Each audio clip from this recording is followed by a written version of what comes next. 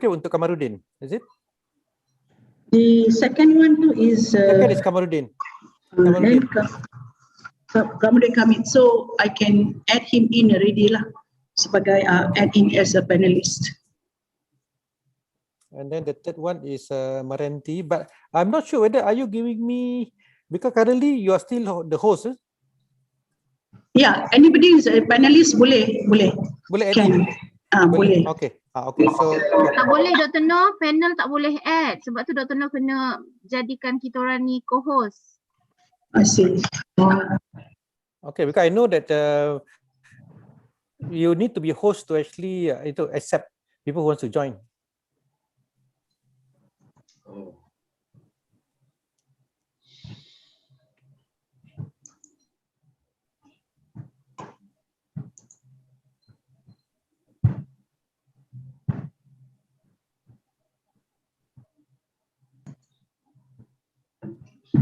Hello? Okay, can we start? Yeah, proceed. Okay, Assalamualaikum warahmatullahi wabarakatuh. A very good afternoon to all, especially on this very nice Sunday, yeah, where the fact that a lot of people will probably be relaxing, enjoying the good life of our Malaysian environment. And today we have the continuity of our 7th day. Believe it or not, it's a 7-day international webinar and showcase that is organized by SUSNET. We are lucky to have a co-host today, and our co-host that is going to lead the panelists is Engineer Nur Hisham Yahya. So he is very much the president or the chairman of the GPM Awards Committee.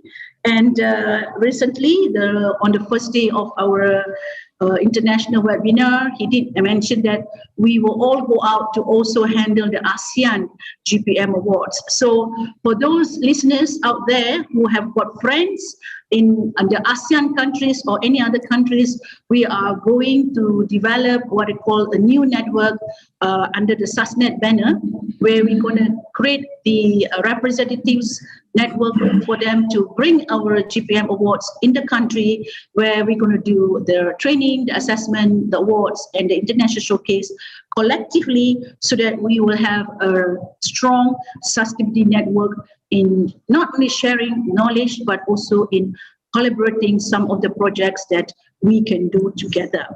So we are lucky today. We have a lineup of speakers from Iswaran to Polytechnics, and also from the HSC to Pakistan and Mauritius. And back together again, we will have another set of speakers coming in. So without further ado, I would like to call upon our co-host, Engineer TS Nur Hisham Yahya, to at least interact with us today on what's like to be on Sunday today before we bring in Iswaran. Thank you, Dr. Noh. I think it's an honor for me to actually join this session. And this is very interesting session that probably we are the first in ASEAN, if not in Asia, to actually organize such international webinar and showcase of the Malaysian sustainability project. And as mentioned by Dr. Noh, we have lined up good speakers today. And we would like to actually invite the first speakers. And before we actually invite Mr. Iswaran, let me briefly mention on his profile. Mr. Iswaran basically has been a certified green project manager with the Green Project Management Global USA, and currently is involved with Malaysia Productivity Corporation in sustainability practice mission. He's the master trainer for inbound tourism bootcamp, and also he's a pioneer in green project management in sustainable skill training, which was initiated in transforming hands-on skilled worker who have obtained job area competency without formal training, accreditation and skill certification into recognized accreditation and certified skilled personnel. So today talk, he will actually mention a lot of it on the RPL certification system. His latest green project management involvement is on reserve land productivity in enhancement through sustainable jasmine flower farming in urban area which benefit the local community. So without further ado, I would like to actually call upon Mr. Iswaran to actually give us a talk on TVET RPL certification for green skill. Over to you, Iswaran. Okay, thank you, uh, Tuan Hisham, and also Dr. No, thank you. Okay, very good afternoon to all the participants for this wonderful event. I would like to thank the SASNEC for having this great event. And my topic is on RPL. Now, before even I start my presentation, I have humble request for those who are now with our conference now. Can you just fill in the chat box your details so that you will get your certificate, e-certificate, and your detail means your name, your organization, your email, and your phone number. And another very important, I would like to request from this event, those participants, can you please indicate on the chat box how many of you first time you are hearing about RPL certification? How many of you heard about this RPL first time? And number two, how many of you know about RPL, but you are not aware how the process of certification goes about? Okay, why I ask this question? Because in Malaysia, we have three types of skill certification. Okay, one is through a formal skill certification where they attend the accredited center and they go through a formal skill training, they get their certificate, they get a diploma. And there's another method of gaining the skill certification in Malaysia, whereby the student is called a train and placement. Okay, this is where the student will join any industry where they will join the workplace. They go through the formal training or skill training, but the difference here is at this workplace training, they go through 80% training and 20% of the theory. So these are the two common popular in Malaysia. But then there's another one method whereby RPL certification on skill. And this is basically for those candidates who has obtained hands-on skill training, but they don't have any certificate. Now, why this is important? Why RPL is important? In Malaysia, I give you one example. We have an O-level student, okay, O-level student who goes for the, after O-level, they go for the accredited center, they go through the training, they get the diploma. We take example of automobile, okay. Another candidate, okay, who will also go for the skill training, but this is at workplace, all right, work environment. He goes through the syllabus. At the end, he gets the diploma. But there's one more category where he did this candidate. He is a skilled personnel. He did not obtain any O-level formal training education, but he loves to do skills. So at the age of 15, he goes and join any workshop. And at the end, after 5 years, he will be able to repair many cars. Okay, in fact, can even repair hybrid. Why? Because he has a hands-on skill. For example, to overhaul or anything. But still, when he comes back home, the parents will say, you are useless, you're hopeless, you're not studying. You look at our neighbors, both of them are working in a professional automobile workshop, they have diploma. So, very sad to say that sometimes those who have obtained formal training, diploma holders, they can't overhaul their car. But this 15-year, when he started his workshop, after 5 years, he will be able to overhaul the car. But still yet, he do not know how to obtain this certification. So this is where we started to look into this area so that to ensure sustainability. Okay, why? Because if skill training or any education, there must be sustainability. If any personnel be neglected, there's no sustainability. So that is what we are here today. And let's see what our Malaysia, okay, human resource department, okay, human resource development department, and interpret about what is recognition of prior learning? Okay, this is to say that to enable workers to get recognition on skill training, knowledge and experience gained through working and learning according to level determined by the Department of Skill Development. Moral of the story, our Malaysia Human Resource Development has recognized the RPL certification. Okay, in other part of the world, many places, it is also called as degree skill certification. And what is degree skill certification? This is where every skill, every niche area that somebody has gained experience, knowledge, there is a credential. Okay, this is called micro credential skill certification.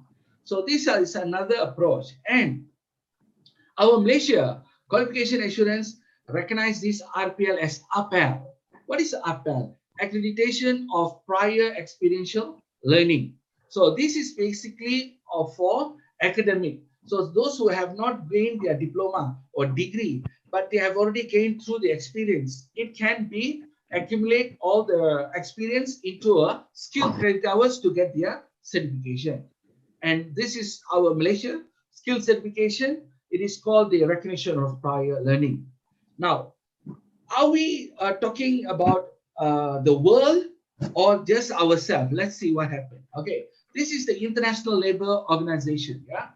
Okay, International Labour Organization, where they bring together about 187 member states. Okay, and they are the United Nations agency since 1999. What they have said about recognition of prior learning? Okay, they say that the recognition of prior learning process can help these individuals acquire a formal qualification that matches their knowledge and skills, and thereby contribute to improving their employability, mobility, lifelong learning, social inclusion, and self-esteem. Now, this is what exactly sustainability all about. So we want to ensure that we know there are academia, okay, very high engineers, doctors, and so on. They always get their recognition, they always get their certificate. What about the skilled people? Okay, even though they don't go through the proper training, but yet their skill, their hands-on skill is very highly skilled and professional.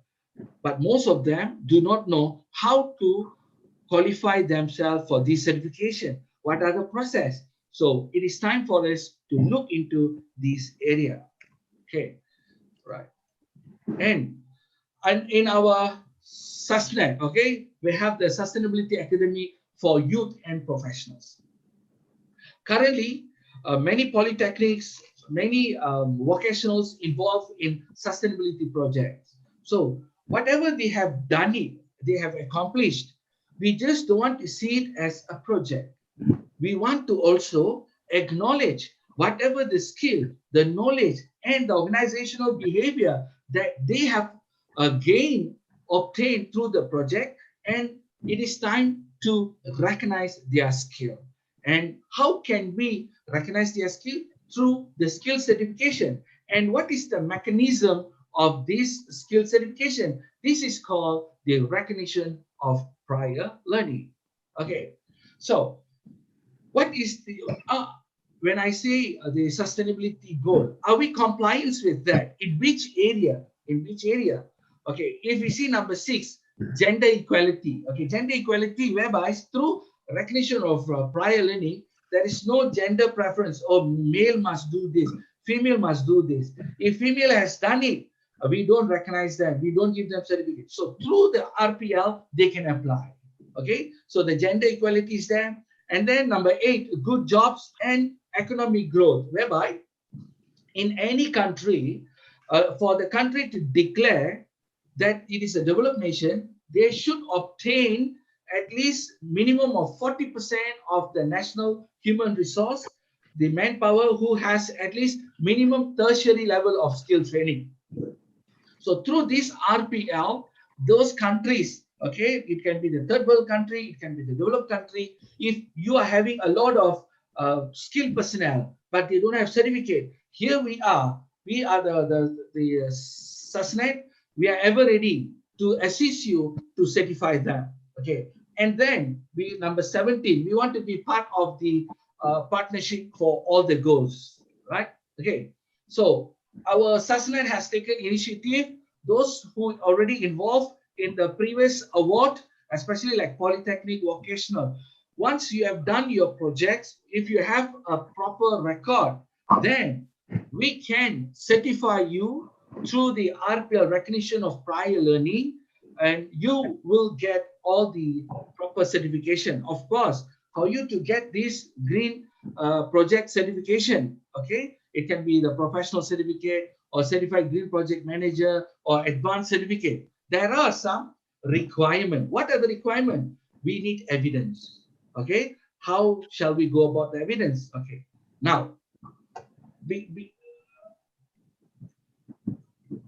okay, whatever those industry that you have involved, whatever those involved on the green project, we in Malaysia, we have about 29 industry, and this industry which has been identified, this is under the Department of Skill Development.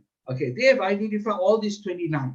So if any of you have involved in green project, you can apply with our SASNET, right, for the recognition of prior learning certification. Now, beside the SASNET certifying you for the green project or through the RPL, we have also under the SASNET is Think Plus. Okay, Think Plus, whereby they do offer you the international RPL accreditation and certification, whereby this is International Diploma in Industrial and Operation Management.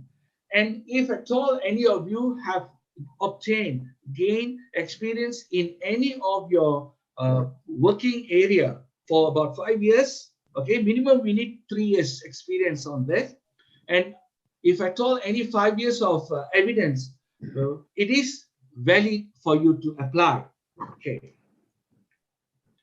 And what is very interesting about our international operation diploma, we do give the transcript, transcript, and this is the UK transcript, whereby in Malaysia, if you have this diploma, the Malaysian university, such as the Asian University, they accept this diploma for you to pursue your degree. All right, and just imagine you get your diploma, okay, through a very simple process, whereby the concept of this RPL is basically the RPL candidate who has obtained their work experience, but the work experience should be in accordance with the industry occupational skill standard. Why you need this? Because when you have this, then only the assessor will assess you through a proper SOP to endorse you as a skilled personnel. Okay, then you get your diploma. Okay, what is the RPL certification mechanism? Basically, whatever your experience, your knowledge, your skill, you can transfer that into credit hours, skill credit hours. And what is the advantage? It is one of the most reasonable and affordable way to get certification. You don't have to spend 12,000, 15,000, not much, no, because you already gained your skill. We just need to assess your skill, your knowledge, and we can certify you. Another very interesting about this RPL mechanism is about save your time. You don't have to, since you already gained about 10 years, you don't have to go and work. Okay, you don't have to go and you don't have to go for the class. You just have to submit your evidence documents, which must be genuine, all right, and relevant, whereby you can, through all the evidence, you can transform your experience and all your evidence into a formal skill certification.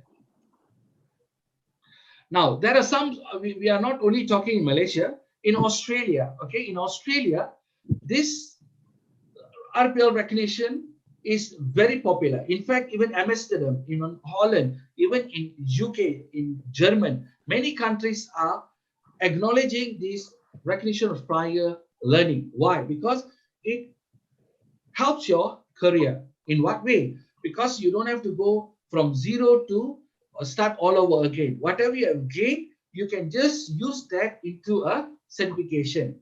Okay, and what is the benefit if you go through this RPL?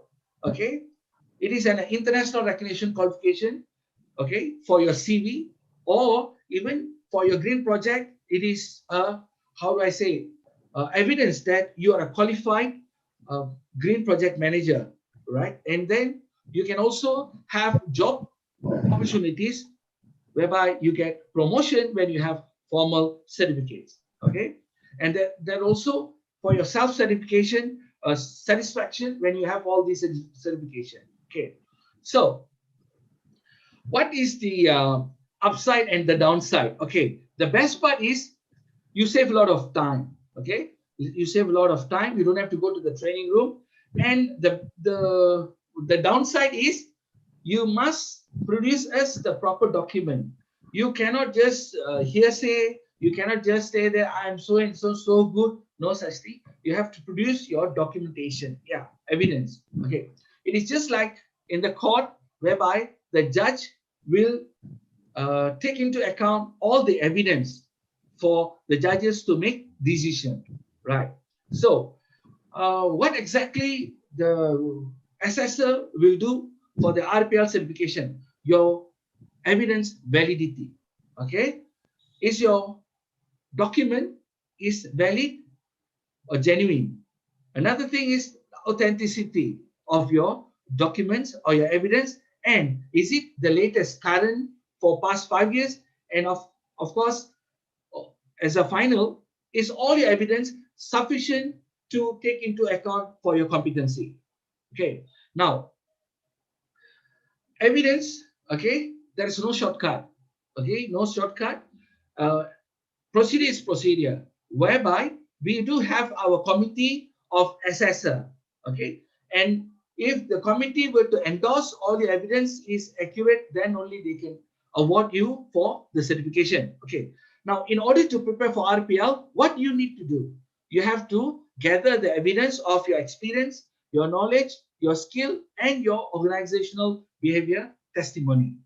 And how do you going to submit? You can have your scan copy, or you can have all your logbook, okay, or you have your certificates, whatever. Now, sometimes when you are not competent in certain niche area, you can go for how do I say, courses where it just to upgrade yourself. With all those courses, once your competency is proven, you have all the evidence, then you can apply. Right. Now, the process, okay? The process firstly is to enrollment, okay? You have to enroll as a candidate for the RPL. Then, once we accept, what you have to do, you have to submit all your information on your experience, your data, about your work experience. So there will be assessor who will go through with you, and you have to develop a portfolio. Now, once you have done with your portfolio, then you are given about the 1 week or 2 week on the approval. Once it's done, then we will process for the certification. Now, in the event some of you are not so sure about how to go about RPL, we do give our personal, how do I say, personal coaching. Of course, that will be totally in different approval. Yeah. And the best part is once you submit your portfolio, once you have done, within 4 weeks, assessment certification will take place. Right. So those who are interested, okay, this is the process. Okay, which means the RPL candidate register, then followed by briefing on the industry. We give you the how to develop your portfolio for your RPL, and once after we give you the explanation, the induction, you have to gather all your evidence. So in the event all your evidence is sufficient, you can submit. In the event if not sufficient, then we will do what we call competency gap analysis. We will advise you what are the area that you need to obtain some certification. Then you can pursue. Once it's done, you can add on and submit for approval. So it is so simple and it is so convenient. We are ever ready to assist Okay, our sustainability academy is ever ready for international country, third world country, developing country. If you need our expertise, we are ever ready to assist you. We are ever ready to guide you. We have all the SOPs, we have all the standards, we have all the measures, how to assess the performance criteria, how to assess the assessment criteria, what are the credit hours that you require for skill training. We are the expert, we are the pioneers. So through our Think Plus Academy, we have certified many, okay, RPL certification, and those who are interested, you're most welcome to approach us. We are ever ready to assist you. So with that, I have concluded my presentation. I'm looking forward to receive some of your questions whereby we can always assist you to achieve your RPL. I hand over to the our MC now. Thank you. Thank you, Mr. Iswaran. What very inspiring topic that you are giving. And I think this is where those who do not actually have a subscription, because due to financial or due to not given enough opportunity in the past, you can basically obtain your subscription through RPL. And I would say that this is a second life for those who actually want to pursue their career. They have basically opportunity, and this opportunity is given to everyone. It's part of the SDG in terms of quality education and so on and so forth. I think this is very important that for those out there who are actually interested to pursue your certification, this is one of the mechanism. Okay, now we are going to actually open for any question that you may have. Okay, you can basically put in the chat group, and we can basically try to have a attempt for Mr. Iswaran. I mean, a very experienced person, and you have the opportunity today to ask him any question, and please do so. Use the opportunity that you have today. Engineer Shah, I have a question for Iswaran. Yeah, I think the fact that Iswaran, you are very much the pioneer to bring RPL into the industry, for respect that a lot of people wants to get competency, but they don't have the qualification to learn how to do the processing, the processing, because the timing for people to do an RPL is completely different than those who go for the classroom, but the qualification is the same. You get the same diploma, you get the same certificate, and so on. It's just that experience is very much measured through your assessment. So how difficult is this assessment with respect towards questioning them, evidence of the document? Okay, very simple. We have checklists, okay, for each of the competency, and very straightforward. And before even we hand over this checklist to them, we will brief each of the candidate through online or face-to-face how to go about this RPL process, how to get the evidence, what are the relevant evidence should be obtained for each competency. So through that, we will make very clear explanation for the participant. In fact, we will also assign some of our verification officers to coach and guide each of these RPL candidates. So don't worry, even a zero knowledge can be able to complete these portfolios. Thank you. In line with that, Iswaran, just a question that let's say someone from automotive, as you mentioned just now, you want to actually know that what are the certification available outside there, especially the one was issued by the Department of Skill, and also how they can actually go about it, and is there any way they can do a self-assessment whether they are ready to go on this RPL journey? Okay, very good. Now, firstly, the candidate should know what level they are applying, and they can do the self-assessment whether they are compliant with the level that they are applying. And what we do as a certification body, we do have industry expert. Okay, we cannot use one person as an assessor for the RPL candidate. So let's say somebody coming for automotive, we do have assessor for the automotive who will brief them, guide them, coach them in accordance with what are the industry requirement and the certification requirement for their application. Yeah, thank you. Yeah, my next question, yeah. You know, there's so many assessment body out there.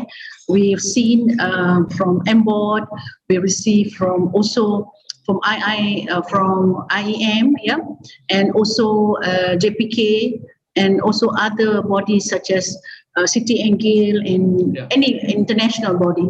So in other words, what's the difference between a professional certification where they get endorsement from professional body like MBOD as compared to certification coming from accreditation body?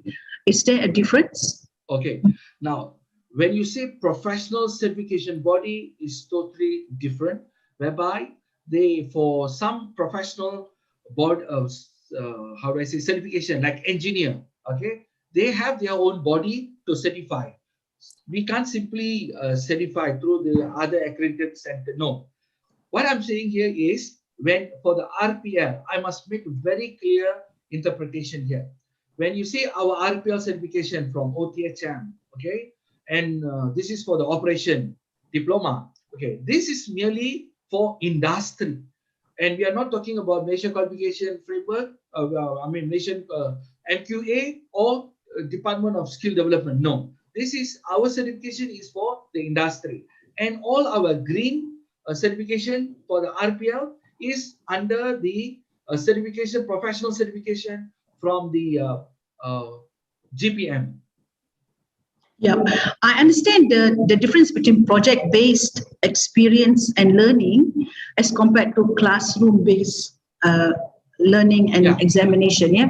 So when it's talking about project-based, the integration of learning definitely is different because they are looking from life skills respect towards the application that need to be done for that particular project. So how do you assess the varieties of skills that come in from project-based experience to the difference between exam-based examination, you know, where people only test you based on knowledge and not in terms of skills? Okay, basically, when we say RPL, it is not exam-based, it is not theoretical. Okay, so many can score A level, A grade, super flat, but doesn't mean when they are passing the exam, they can perform the job.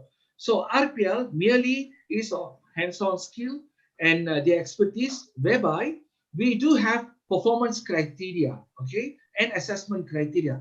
Performance criteria, which means they should be able to perform whatever the competency requirement in accordance to the industry requirement.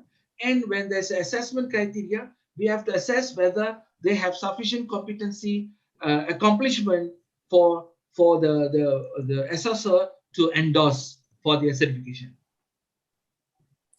Okay, I think very inspiring and also very informative, Mr. Iswaran. And just to note is that if you need to actually pursue on this RPL journey, I think you need a coach. I think this is where you need a coach, a mentor, and having Mr. Iswaran has given the talk, I think he can actually be a coach or mentor to you, because if not, you may take longer for the journey.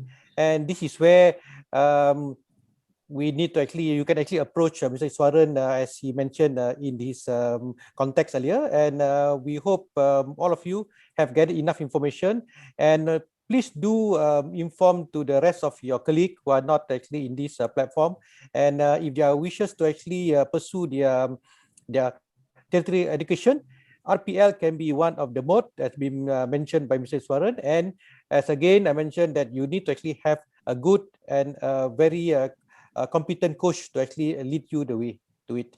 Okay, with that, Engineer Sham, there is a question coming from the chat Q&A. Okay, let me take a look at it. Okay, yeah, okay, there's a question by Mr. Ahmad Najib. Okay, the question is for each competency qualification for RPL, those who will do the assessment, for example, individual or bodies, how are they themselves chosen to qualify to assess? Please. Thank you. So how do actually they've been chosen to actually assess you? All right. So the assessor, firstly, he or she must have 5 years experience in the particular area of the competency. And if the assessor were to assess the RPL candidate, definitely they should obtain the level.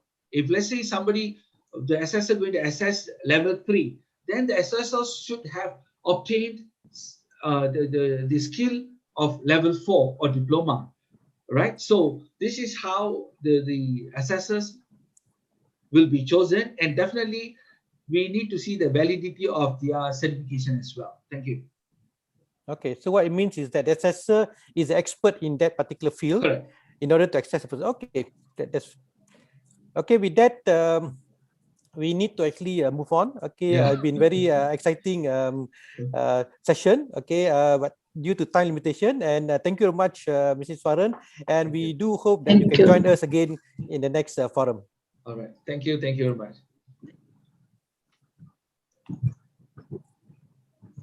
Okay, ladies and gentlemen. Okay, we shall move on to our next speaker. Okay, our next speaker basically is Mr. Kamaruddin Kamit. He obtained his master degree in electronic system from UTM. Currently, he's teaching in Polytechnic Ibrahim Sultan in power electronic and fundamental of renewable energy subject.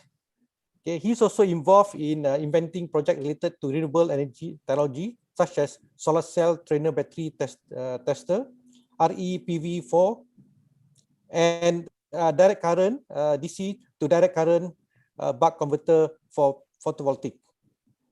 And without further ado, I would like to actually welcome Mr. Kamaruddin on his subject sustainability project in Polytechnic Ibrahim Sultan. Okay, thank you, Doctor. Over to you, Mr. Jam. Okay. Assalamualaikum and a very good afternoon to our moderator and IR PS Hisham. So first of all, I would like to introduce myself first. As moderator said, my name is Kamaruddin bin Kamit. I'm working at the Polytechnic Ibrahim Sultan, Johor, Malaysia, and I'm a lecturer there. So I also have a student here coming yet. My student, Mr. Nur Hidayat. Okay, so actually Nur Hidayat is my student project, and this key project is success to develop this project last time at a Malaysia Sustainability Award held at Polytechnic Mersing, Johor. So I think it's a good effort opportunity to student to show his project about the green. Okay, and okay, Mr. Nur Hidayat, I brought in him already as a panelist. Okay. Okay, can I continue? Okay, Nur Hidayat, can you introduce yourself first?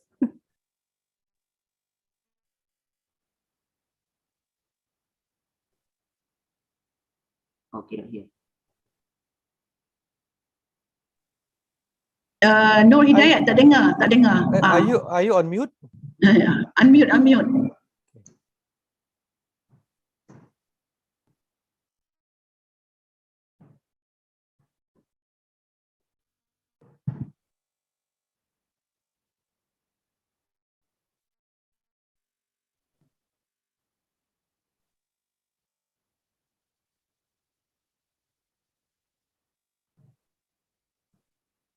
Okay, Hidayat.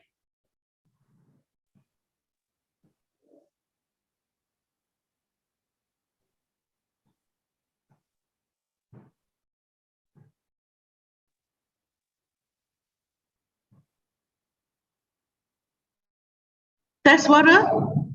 Hidayat, tes suara?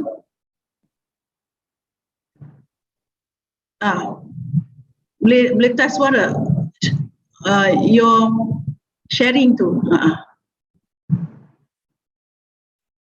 Masa masuk tu tadi masuk balik. Boleh?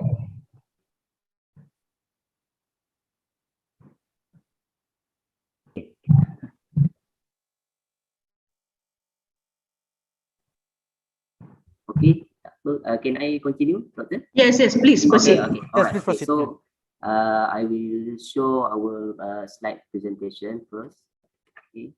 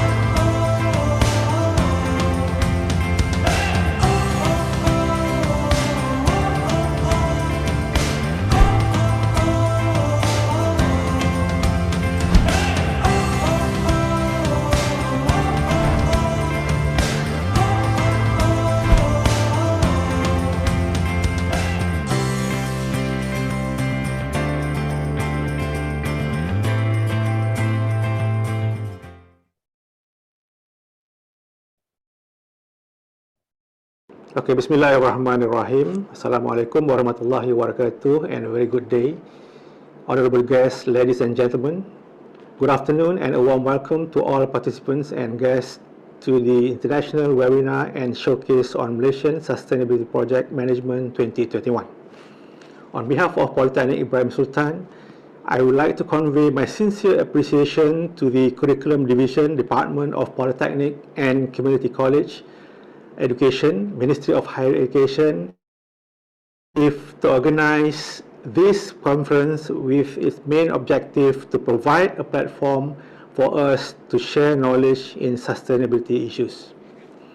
Ladies and gentlemen, sustainability is defined as the quality of not being harmful to the environment or depleting natural resources, and thereby supporting long-term ecological balance. At present, the Earth is experiencing an unprecedented scale of weather events such as heat waves, floods, and strong typhoons. Adopting green growth has become imperative for Malaysia. It represents Malaysia's commitment to renew and indeed increase its commitment to the environment and long-term sustainability. Therefore, pursuing green growth for sustainability and resilience has become the fourth thrust of the 11th Malaysia Plan. As academicians, it is our responsibility to actively involve by practicing our expertise to address the sustainability issues. One of the initiatives to reach the goal is by creating innovative ecosystem in our organization. The innovation ecosystem enables the quadruple helix of academics, industry, government, and community to pool resources and partnership to incubate, develop, and commercialize ideas. The innovative products may contribute to many fields, including our sustainable environment. Distinguished guests, ladies and gentlemen, starting from the year 2021, the Department of Polytechnic and Community College Education has implemented the Smart Green Polytechnic Blueprint, which contains guidelines for the implementation of planned green practices in line with the management and operational requirement for a specified period. This blueprint is provided to help polytechnics and community colleges to become sustainable institutions.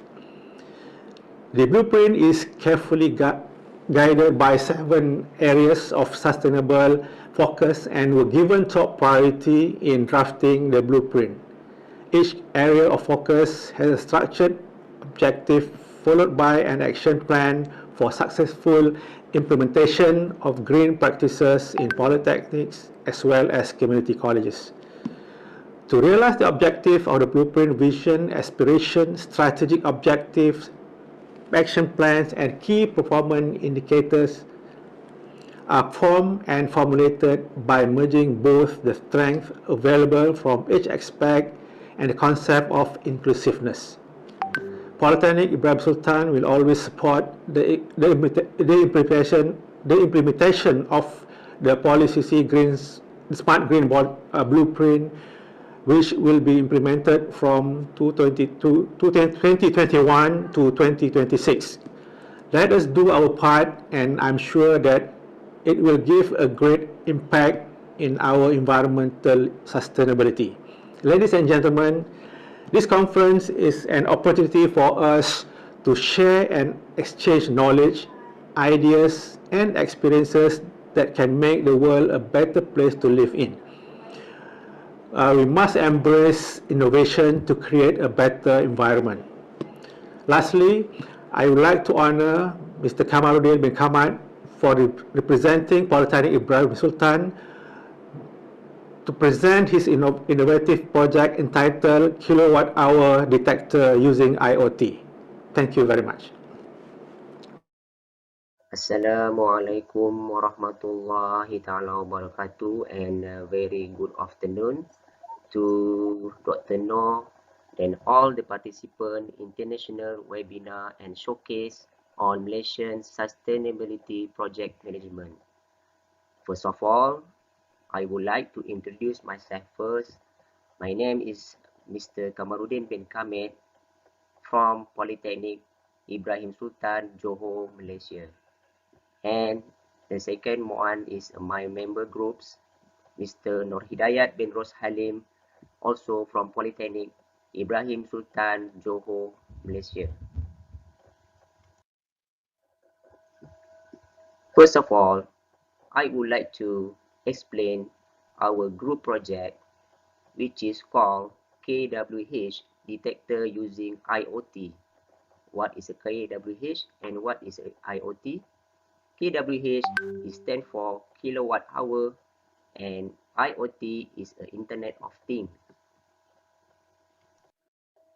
Okay, firstly, I'm going to explain our introduction of our projects. So, as we know, the electrical energy consumption in Malaysia have been increasing yearly, not only in Malaysia, but this demand of electricity is to all the country around the world. It's because the increasing of the population of the people also. Okay, then electricity has become the most important source of energy for mankind.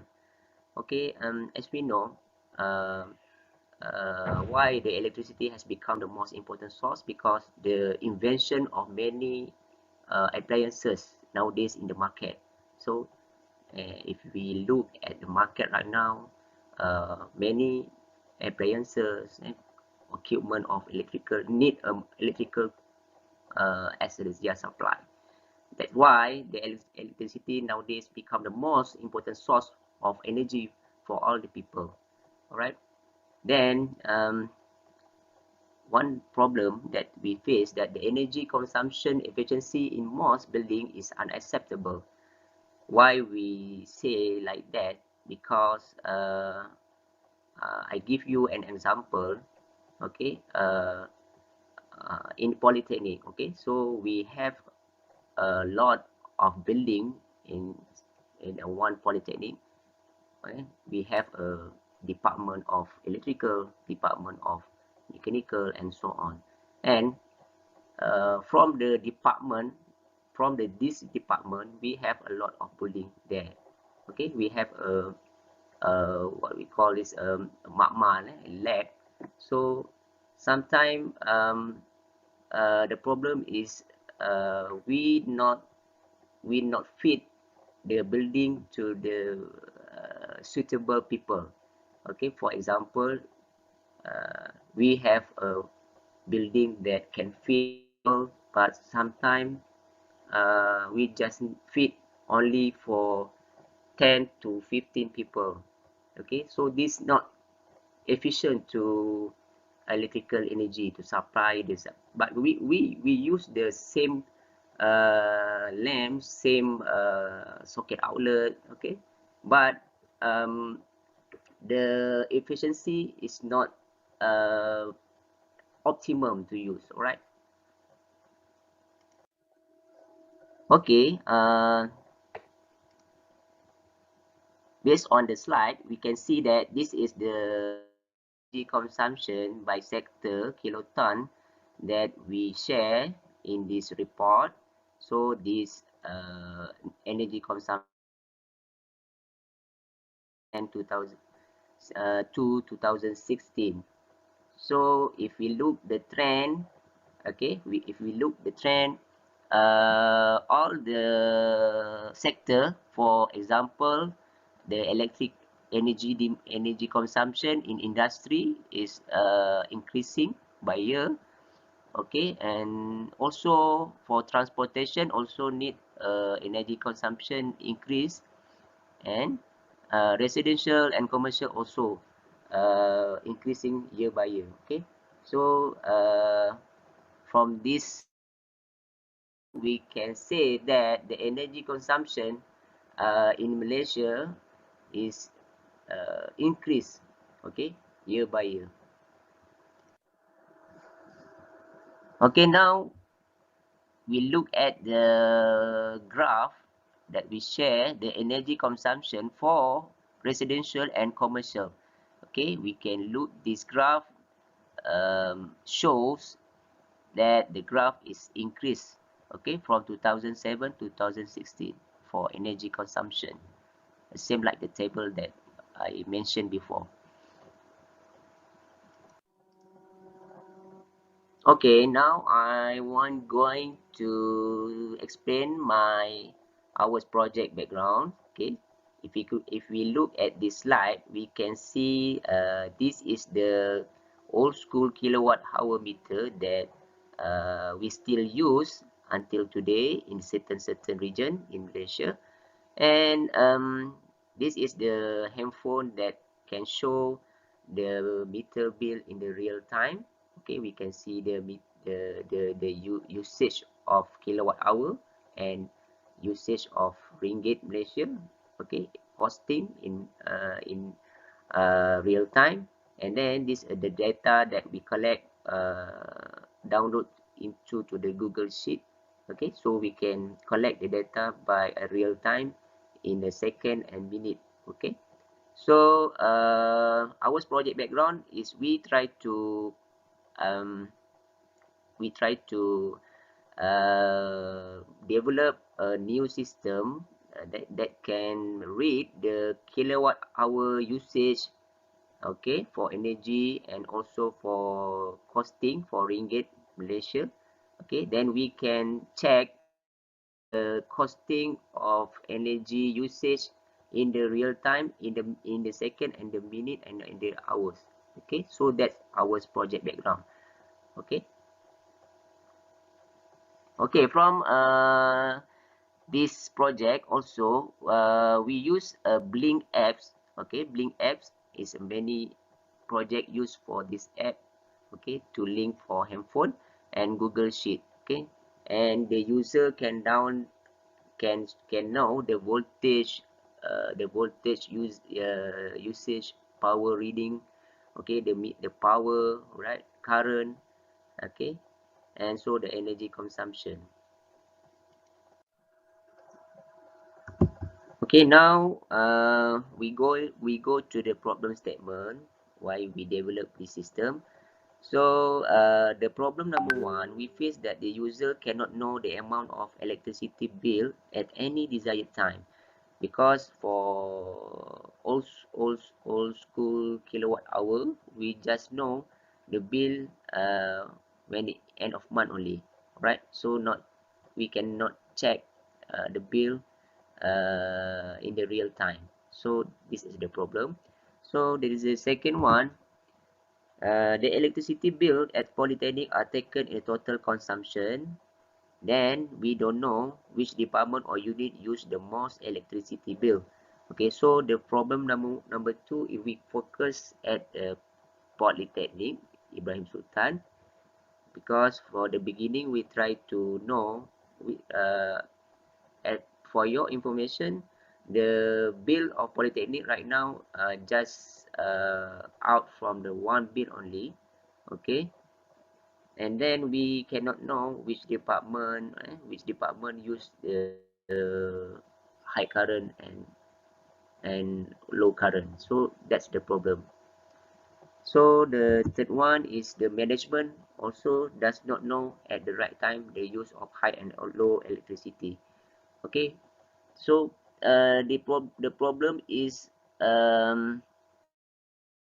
to when we try to uh, make a campaign for reduce the electricity. So when we try to make a campaign, so we cannot know which department use the a lot of current. Okay, so if we develop the system, we develop the system, we can check the bill in the department and in the real time. Okay, okay, now we're going to go to objective, our project objective. The first one is we can know amount of electricity consumed for household, to access and monitor the power consumption of electricity directly by the smartphone application. So as we know nowadays, all of us have their own smartphone, and the smartphone we must bring together all the time. Okay, so with this project, we just only press our phone and open the apps, and then we can check the usage of current or kilowatt hour. Okay, with just we look at the handphone and we can know, okay, how much the current we use right now at our resident. Okay, okay, now we're going to see the methodology that we use or we develop for this project. Okay, so from this block diagram we can see that this is the magic microcontroller. We say that we call it the Arduino Uno.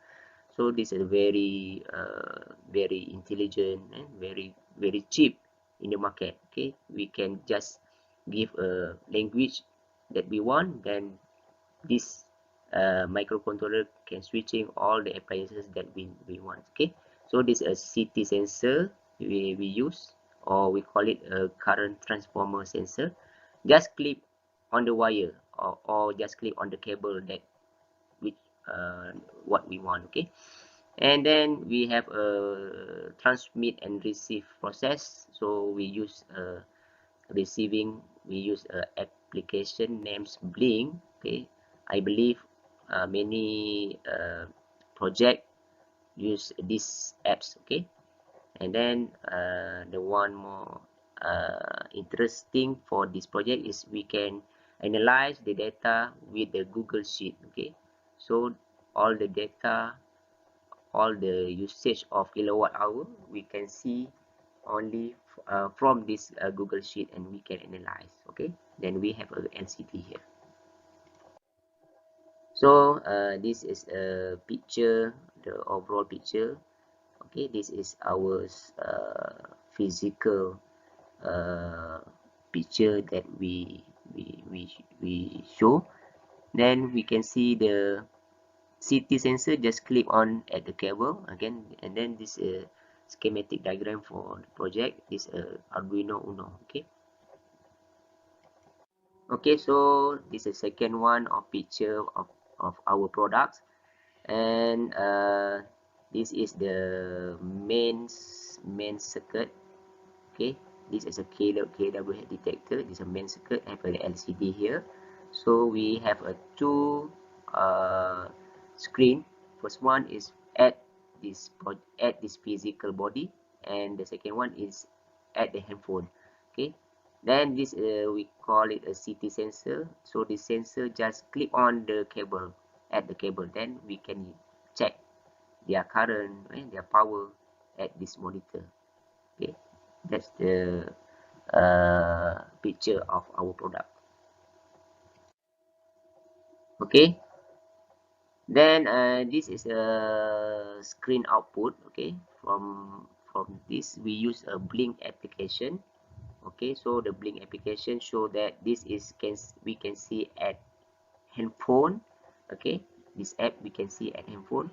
For example, at this reading, we can saw the watt hour, and this one is ringgit Malaysia, how many ringgit. Okay, so this is a Google Sheet that we collect. Then we can see this the time, the time we can see. Okay, the power, kilowatt hour, and this is a ringgit. Okay, okay, so next from this project we also can make a analysis. So we can make a graph. Okay, we can make a graph from the data that we collect at the Google Sheet, and we can show the data from the graph view. Okay, for example, this is a graph. The blue line is a for power, graph for power, kilowatt hour, and the red line is graph for a bill in ringgit Malaysia. All right. Okay, so the conclusion for this project, we can say that the user can monitor and access their power consumer and billing through smartphone, and what they need is a Blink apps and Google Sheet. Okay, so I told you that this project is a very cheap. If we can compare from at the market system, so the system is very expensive. Okay, so our project is a very cheap. Okay, it is because the data will be stored at Blink apps and Google Sheet. Also, the user can monitor just through LCD at the box kWh detector. Overall, this project apply IoT method. So this is an Internet of Things, which is we can monitor all the switching of the current. Okay, only in our handphone. The advantage from using this method is a user friendly, just connected with internet, and the data sync and save in cloud. If user don't have internet, they still can monitor their power consumer and billing through LCD. When user connect the kWh detector with internet, the data will sync. So this is our conclusion for this project. Okay, now I try to relate this project to and what is the impact of this project. We can see from the green view. Okay, the first one is efficient energy. Okay, so the consumer can use electricity whether at home, workplace, more efficiently and effectively. So this we can say that this project is a very efficient energy. Okay, number two is to reduce paper, of course, because we don't need to read the bill from the paper side. Okay, we just the bill just uh, go out from the screen only. Okay, and number three, it is a modern technology because this technology use IoT, and then to generate help to generate electrical from the modern technology. Okay, from the modern control microcontroller. Okay, also the modern what we call it, handphone we use. Okay, and then as education and providing useful education to the public about the importance of caring for the earth. Okay, so it's a good for educate our student to try to develop a new modern technology. Okay, to help our earth try to make energy more effectively and more efficiently. Okay, and the impact to the nation, the first one can help the country reduce the rate of electricity consumption. Okay, that's our objective. Try to help the country reduce the rate of electricity consumption, because we can observe our bill through handphone. If we look, the bill increase so very high. We try to reduce the usage of electricity. We can monitor, right? The second one, help the country achieve the 7 SDG, which is affordable and clean energy. So this system is very affordable and very clean energy. Okay, and lastly, as a role model to other countries, as a country that has good practice in achieving the SDG. So Malaysia, as a developed country, must show something to uh, others countries in the world that we can develop the system same with the Japan, with the USA. Okay, like that. That's our aims. Okay, so I hope you all can understand what we try to deliver. Okay, so thank you once again to Doctor and also to all the participants. Okay, stay safe and stay home. Thank you very much. Assalamualaikum. Salam. Thank you very much, Encik Kamaluddin. Basically, oh, you have a slide, is it? Can I continue? A video. Yeah, okay, sure. Go ahead. Okay.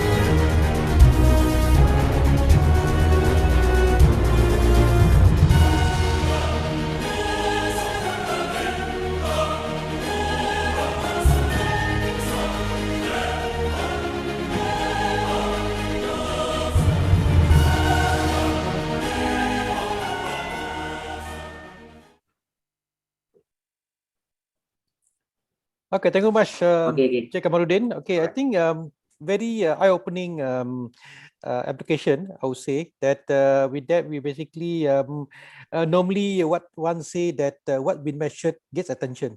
I think this is where what you're pursuing is that you are trying to actually measure the consumption on real time, and with that consumption you basically people are more conscious about the consumption, and people actually then take action or do something about it. I think that's very important, because if you don't know, you are in the dark, then you basically just receive the bill at the end of the month. Yes. And then you actually be surprised that the bill goes so high. Yes. Sure. Basically, there's two questions from the audience. Okay, the first question is that currently with this project, whether it's been implemented, okay, and how can actually people like me and most of the audience wants to actually use the application? Is it available currently? Yes, I think we right now we can also develop this system by our own lah, because I think this is very simple. Like I mentioned before, the Arduino is a very good microcontroller. It's a very easy. We also can develop the system, but must have a guidance want to try to develop the system. Okay. Okay. Then the next question that also from the audience is that with a single TMB metering, let's say they have a 6-room in the office. Can you basically monitor the electricity consumption for each room with a single TMB meter? Basically, this meter I located at the MCB only. Okay, because at the MCB we have a live and neutral, right? So we just clip on at the live wire, so we can see if in one room we just clip on at the MCB, so we can see all the energy at the room. Okay. Okay, so basically you need to actually attach with the TMB meter in order for you to tap the power consumption. No need. Not okay. Just we on the MCB. So we have MCB, right? Circuit breaker. Okay. We just click on the live wire. Okay. So basically, if you have the to each individual room that you have the ICB, okay, then you basically can have individual power that consumption. Okay. Yes, sure. Okay. Okay. Thank you very much, Cik Kamaluddin. I think it's been very eye-opening to most of us. Okay, I believe that many will be very interested to actually adopt the application, because this is where you can basically personally monitor your consumption, not only from home, you can actually from anywhere, because you actually have the IoT application where you can actually just from the click of a button in your smartphone, you can basically start looking into real-time consumption of your the power, whether your domestic may have intentionally or have left the power on and so on. Okay, so you'll be able to actually know that whether how much consumption we use. So with that, thank you very much, Cik Kamaluddin, once again, and nice you for having to speak on this forum. Okay, thank you, sir. Okay, Assalamualaikum. Salam. Okay, ladies and gentlemen, we now have to move on to the next speaker. Okay, with us today, the third speaker is Maranti binti Muhammad Suhaimi. Okay, currently, Puan Maranti is from Polytechnic at Kota Baru, and she basically having her bachelor in TESOL in 2006 from University Technology Malaysia, Skudai. Her research interests mainly in making of innovation in encouraging TVET students to learn in interesting subject to the environment. And without further ado, I would like to actually welcome Puan Maranti to actually give her a presentation. Okay, Assalamualaikum and a very good afternoon. Can you hear me clearly? Yes, loud and clear. Okay, thank you. All right, so today I am Marianti binti Muhammad Suhaimi. Will be presenting on behalf of Polytechnic Kota Baru. Before I present on my project, about my project, I would like to show the video of the speech from our director, Encik Kamaluddin bin Daud. And later on, we're going to proceed with our video presentation on our project. Okay, let me just share the screen first.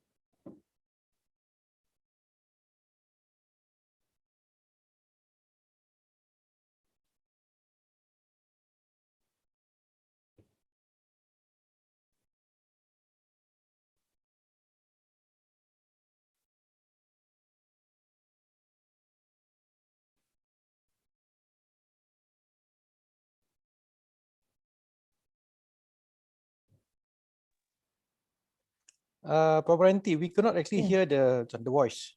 Oh, really? Yep. Okay. Maybe I should.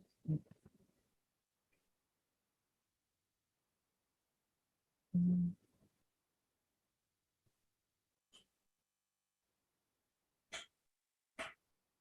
I should share the computer sound, right? Mhm. Mm. Okay. Which one? Mm.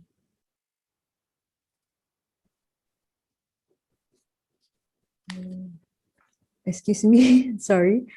I need to find that. Wait, setting, computer sound. Mm. Computer sound. Where's no, computer sound. Okay. Where's the-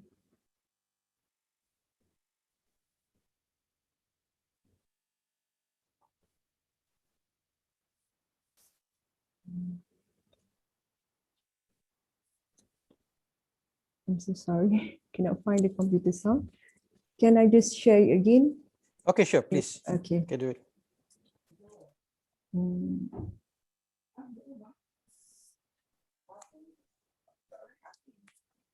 Computer sound.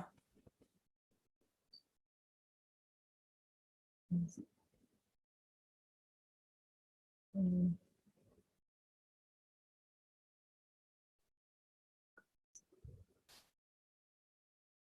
Wait, where's the computer sound?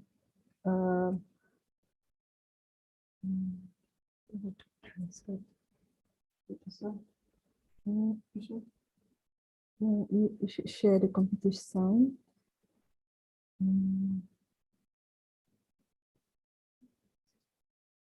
Computer sound. Which one? Wait, I'm having a problem now. Wait. Where's the computer sound? Um,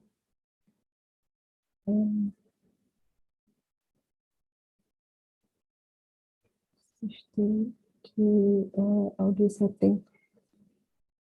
Where's the computer sound?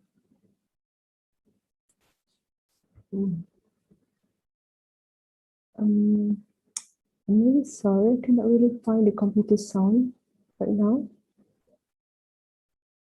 It should be at the side, right? Yeah, probably what you can do is Yeah. to unshare and reshare back. Okay, unshare and I share it back, share my screen and then share the sound, right? Okay. All right, thank you.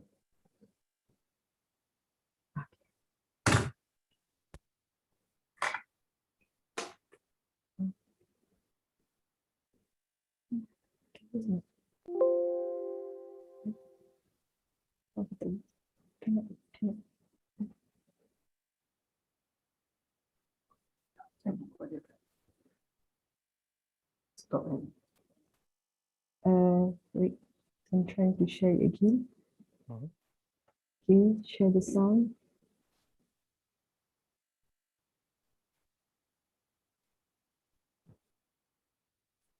For a better and more sustainable future.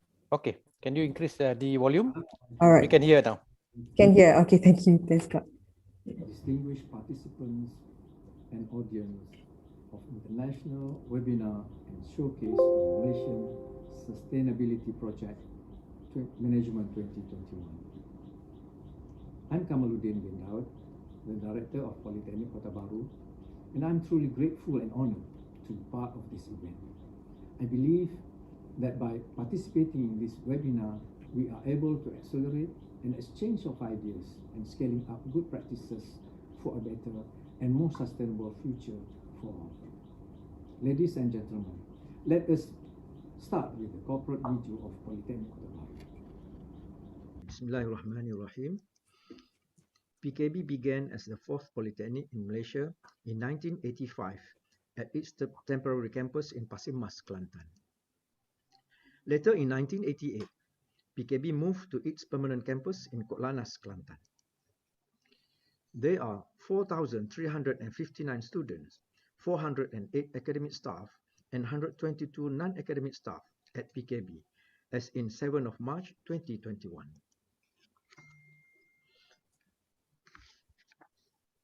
In terms of the number of graduates, PKB had successfully produced 52,350 graduates from 1987 to 2019. Our vision is to be the leader in industry-led TVET institution by 2025. And the mission of PKB is to empower TVET in developing holistic, entrepreneurial, and innovative graduates to fulfill the needs of industry. This is the organizational chart showing the departments and units in PKB.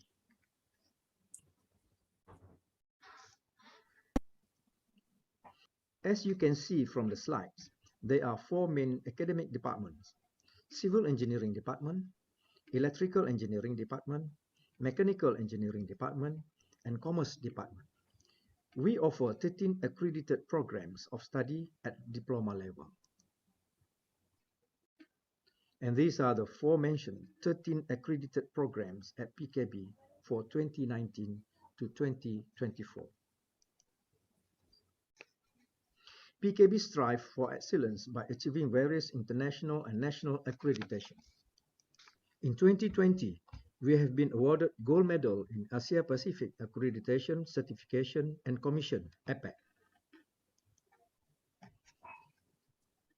MS-ISO 9001-2015, Quality Management System for the scope of educational services at diploma level in the field of engineering and commerce.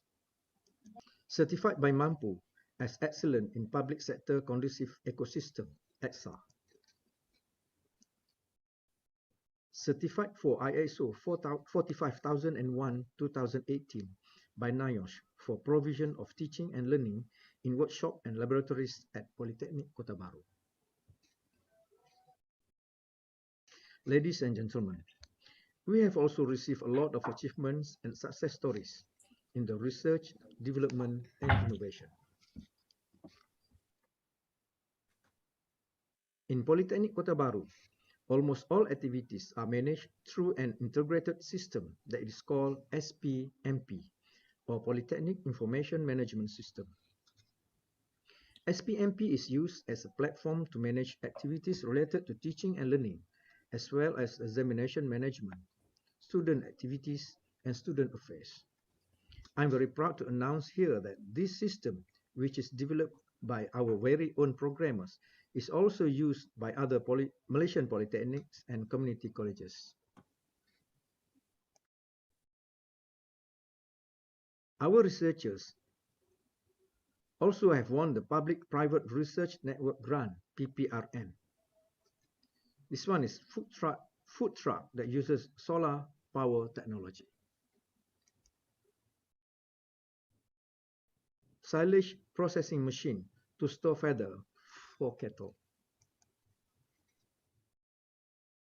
The Keropok Leko machine, designed to reduce production time in cutting, weighing, and packaging from 300 packs to 1,000 packs per day. The Cakar Ayam machine, to minimize the use of manpower and increase the production of the snack from 3 days to just 6 minutes. We also won gold medal in Polytechnic Proton Innovation Competition, or PIPO. Ladies and gentlemen, entrepreneurial education is also an important aspect in PKB. We take pride in equipping our students with entrepreneurial and lifelong skills.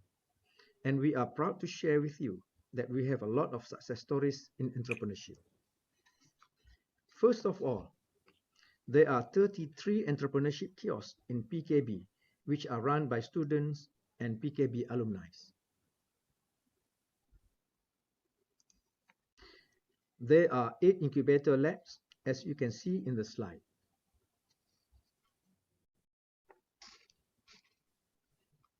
We won a number of entrepreneurial competitions, such as Best Polytechnic Award in Entrepreneurship 2015, Most Entrepreneurial Polytechnic 2016, the award of Highest Overall Sale garnered in Siswapreneur Showcase 2017, and Silver Award for Young Socialpreneur 2018. PKB has always been supportive in encouraging student participation in various competitions. In 2018, PKB team won the Gold Award in bricklaying in Malaysian Polytechnic Skill Competition, or PolySkill. Our student also won the competition at National Science Week 2019. We managed to reach the grand final stage in World Skill Malaysia Youth 2019 and won the Silver Award for bricklaying in the Prime Minister's Gold Hand Award. PKB emerged as the champion for public speaking in Malaysia Polytechnic English Festival in 2019. PKB will continue to strive for more outstanding success stories in the future. With our dedicated and committed team, we will ensure that we will deliver with the best of our ability. So that's all about Polytechnic Kota Baru. Thank you. Together, we make PKB number one.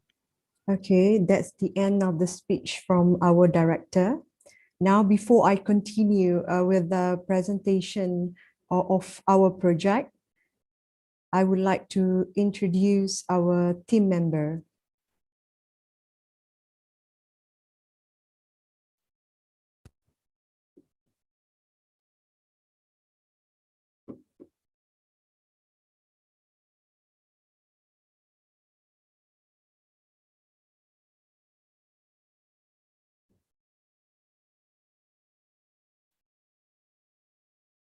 Okay, so can you hear me? Right? Yes, we can hear. Okay, so this is the team member for our project. Okay, our project manager is Encik Nizam bin Ma'ali. Okay, and the team members are Tuan Nur Laili, Puan Nur Hanida, and me, Marianti binti Muhammad Suhaimi. All right. And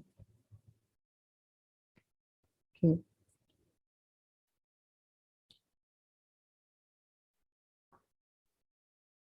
All right, and the objective of this project is actually to avoid the rainwater from flowing to the ground and cause the overflow water to the drain. Secondly, to use the filtered rainwater for ablution and fertigation system. Thirdly, is to create the collaboration between the residents of the huts and our polytechnic. And finally, is to increase the income of the huts residents. Assalamualaikum and a very Okay, now I would like to continue with the video presentation of our project. very good afternoon to the panels, distinguished participants, and everyone present here. I am Marianti binti Muhammad Suhaimi, is going to present a product from Polytechnic Kota Baru, which is rainwater harvesting filter tank for ablution and fertigation system of chili plantation. The location for the project is at Al-Fatah Mosque, Labok Machang, Kelantan. Al-Fatah Mosque comprises of 2 floors. On the first floor is equipped with prayer area, 20 beds, and ablution area, while on the second floor is equipped with seminar hall. There is also a building next to the mosque which is equipped with toilet, bathroom and dining hall. There are also 16 huts and chili farm near the building. The residents of the huts are 10 single mothers and the width of the mosque is 2 acres. Problem statement. Rainwater from the roof and the surface runoff will pour down to the same drain. Thus, it has caused the overflow water in the drain to enter the prayer area. This problem always occurs during heavy rainfall. Chili plantation needs an intensive care, especially for watering the plants. However, the water provided by Air Kelantan Sdn Bhd is not really suitable as it contains chlorine.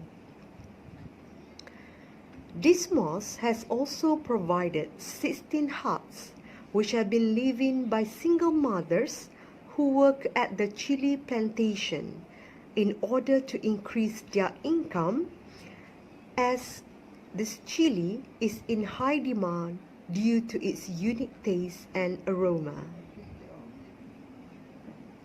Synopsis of the project or the product.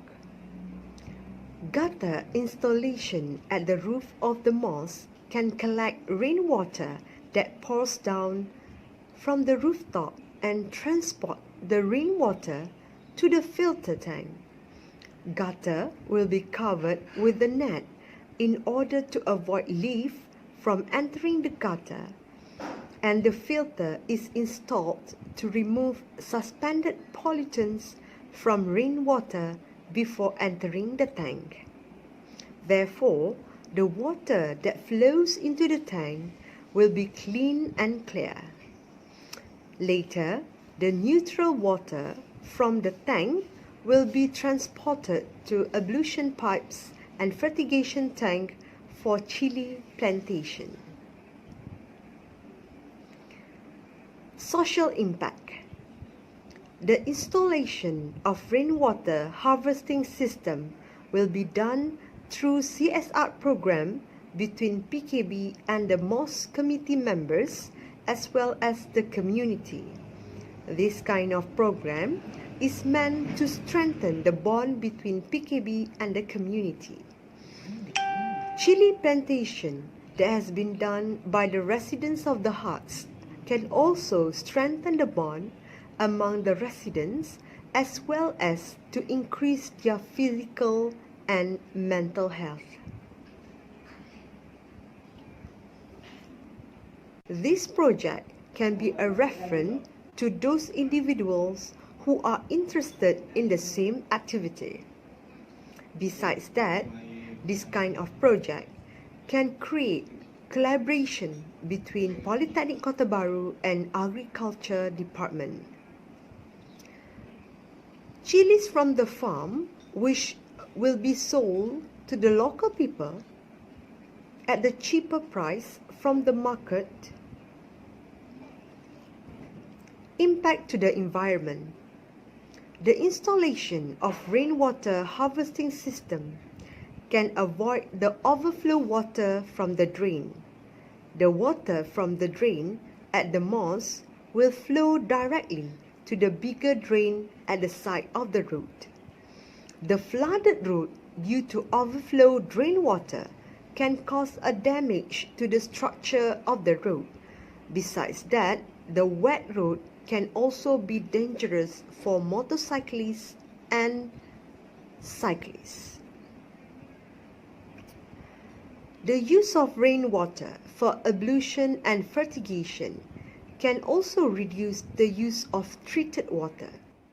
Thus, the operation costs of the mosque can also be reduced when the cost of water treatment is reduced. Economic impact. This kind of chili is needed to make certain menus such as solok chili for nasi kerabu that has been a popular dish, especially among people in Kelantan. Chilies that cannot be sold can be made pickled chili, as it is in high demand. Ripe chilies can also be used to make seeds or chili sauce to be sold to the customers. The bright color of the chili can increase the appetite when it is cooked.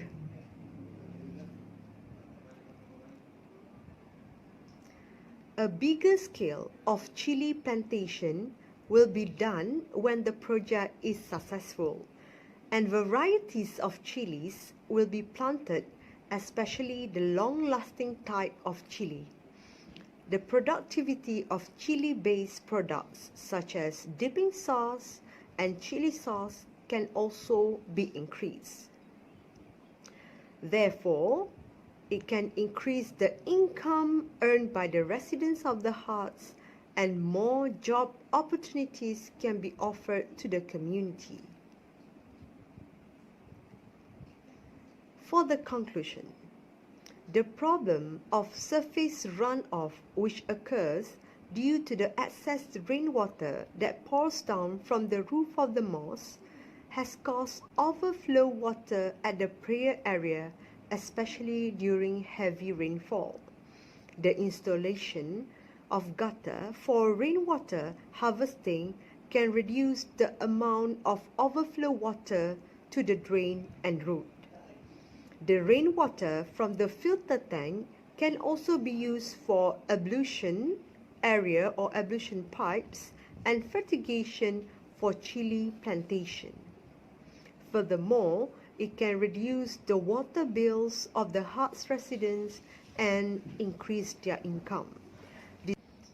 This chili plantation by the hut's resident will be held by the mosque committee members, Agriculture Department, People's Representative, as well as Polytechnic Kota Baru.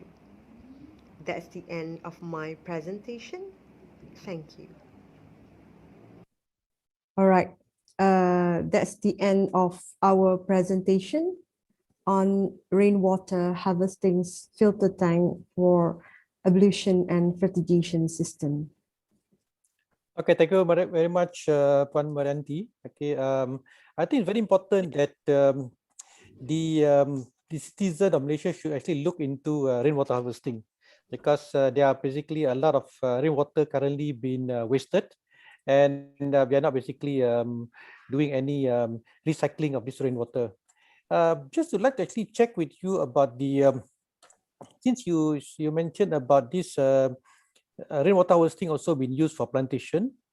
Is there a percentage of markup water that been gathered from the public utility company, whereby because you don't have rainwater all the time? Okay, is that what actually the percentage of markup water? Okay, about the percentage, we don't actually manage to do this project yet, okay, because it is on the fundamental idea.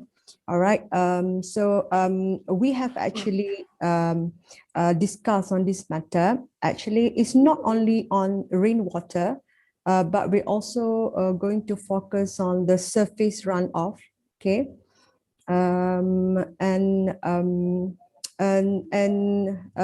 This kind of issue maybe can also be discussed further.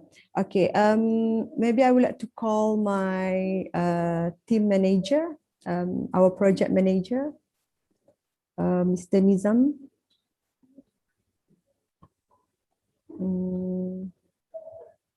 Okay. Right, so Puan Laili maybe can answer further on this issue. Okay, all right, so it's okay. Maybe they are not able to join us. But about this rainwater, because we usually have this rainy season, especially in Kelantan, all right, at the end of the year. So the problem is that when the water is actually overflow, All right. So it has caused problems in terms of the clogged drain and so on. Therefore, instead of we just waste the water, okay, the rainwater. So we have planned to make this kind of project in order to save the rainwater. Okay, I think there's a very good move by Polytechnic Kota Baru, and I think this is something that the resident or the population in Kota Baru will benefited from this such a project. Is there any timeline that you plan that you're going to actually embark on this project? Okay, we actually have planned it last year. However, because of due to MCO, so it's kind of hard for us to implement this kind of project. We have actually planned to do CSR with between Polytechnic and Masjid Al Fatah itself. So that, however, we have actually discussed on this matter of fact on how to actually we want to implement this project at the mosque itself. I see. Okay, thank you very much, Puan Rianti, for very eye-opening talk pertaining to application of rainwater harvesting. And with this kind of initiative, it's not only applicable to Kota Baru, it's many other places throughout Malaysia. You can actually look into rain harvesting because we have plenty of rain, and Malaysia should actually be looking into recycling of the rainwater, especially for the for some services such as cleaning services, gardening, and so on, which been used quite widely in some of the Western countries. Okay, once again, thank you very much, Puan Branti, and we wish you all the best in your implementation. All right. Thank you. Thank you very much. Okay, thank you. Okay, ladies and gentlemen, okay, we will actually proceed with our next speaker. Okay, our next speaker basically is engineer Nur Huda. Okay, she received bachelor degree in environmental engineering in 2001 from University of Malaya. And later, she also received her master degree in civil engineering, majoring in environmental engineering from University Technology Mara. Having 9 years of experiences, she then started to form her own company called HSC Group in 2015.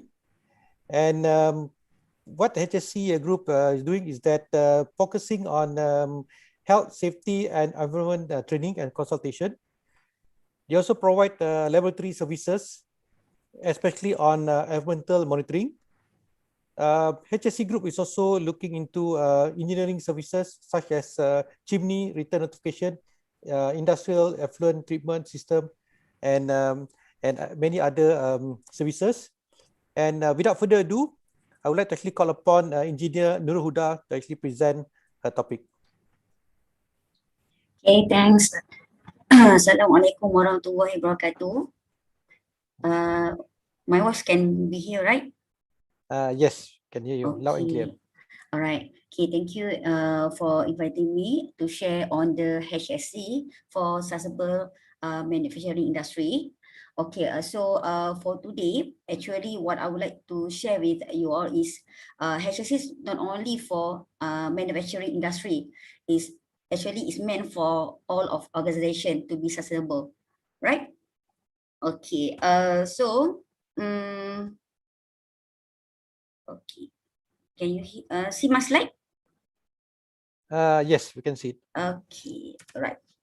So when I'm doing the consultation on sustainability, actually I can see that majority of us actually not really understand what we mean about sustainability, because some of it just call is environmental sustainability, some of it just call is for financial sustainability. That's why we should when I'm do the on the sustainability consultation, actually we need to understand what actually is sustainability is about.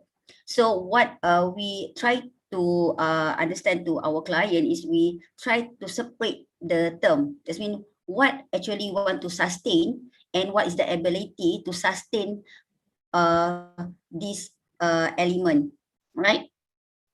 So what we can see here on the sustainability, they have three elements that actually been discussing is actually for people, planet, and prosperity, right? This one actually the thing that we want to sustain, right? And then when we want to sustain on this thing, we need to the ability to sustain, and then that's why we can see here that we need to have at least three items to be able to sustain our people, planet, and prosperity. Okay, so when we have the first thing is the attitude. We need to have the attitude to be sustainable person to sustain on our people and our planet without regardless on the profit. All right. And then when we have the attitude to sustain on this thing, actually the second thing we need to have the knowledge. We need to know actually what is it you want to sustain, what is it, what actually want to sustain, actually what is the processes that we should improve to be sustainability. And then the last thing is the skill. Okay, of three items actually is related to the competency. So we need to have competency to to practice on this sustainability. Okay, so that's why without the skill, actually just only the purpose, just only talking about the knowledge and the attitude on the sustainability. Without on the knowledge, we have the commitment to do it, but we don't know what is the sustainability. And then we have knowledge and skill, so we can actually improve the processes. But we need the attitude to ensure that everything that we do, we have to be sustainable. Okay, so where is, because my topic more focusing more HSE. Okay, HSE is health, safety, and environment for this term. Okay, so before we HSE group rebranding, actually we actually focus more on the health, safety, environment issues in manufacturing and also organization. When the sustainability actually more demand in Malaysia and also in, so that's why we're rebranding our HSC group to Honored for Sustainability and Excellence. So actually we will try to embedded this HSC element inside the sustainability. So when we focus in the sustainable, actually the element HSE actually focus more on the people and planet. All right. So we can see that H is health, S is safety. So health and safety actually refer to the people that relevant, that actually related to our community. And then the planet we refer to environment, right? So what actually we can how do you want to actually embedded this HSC into the sustainable practices. That's why HSC group come up with one model that we call it Sustainable Business Excellence Model. Actually, we adapt this from the ISO. Actually, we combine based on the integration, because sustainability is something that integrated from a few ISO.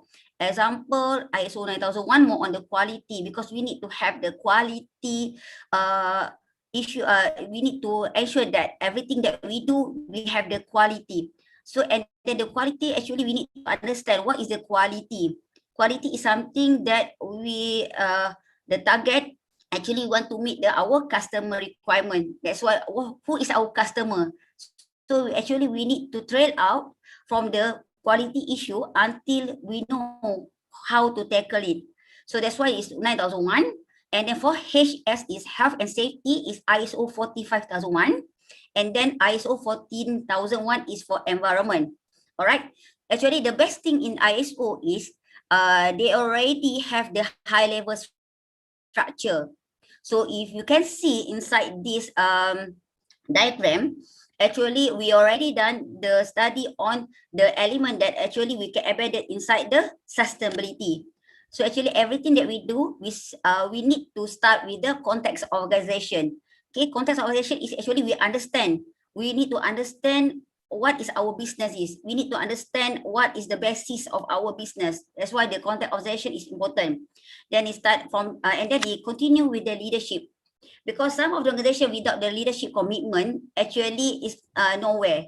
Because leadership commitment is very important, crucial for the organization, because they need to know that there is the key person that actually approve, actually that give the resources. They know everything. They give us the resources. They actually the approval come from the top management. That's why the leadership commitment is very crucial. And then, so that's why if you can see here, why most of the biggest company actually they embed on the ISO system, because the leadership, the commitment from top management, they want the management is in order, in the systematic. That's why they embedded on the ISO system. And then the second step is on the planning. All right. When we're doing on the planning, actually we need to identify one of the element is on the risk assessment.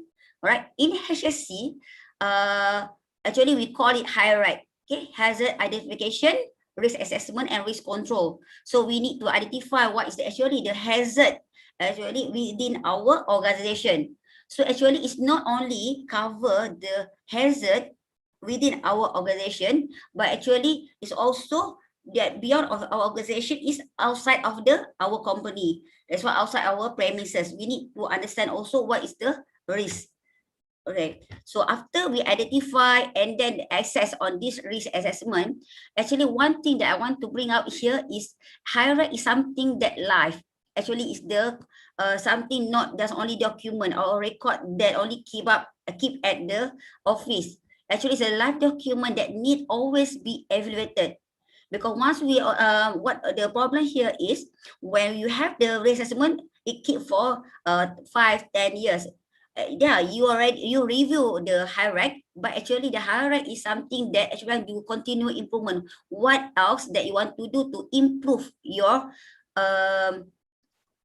environmental performance or your health and safety performance?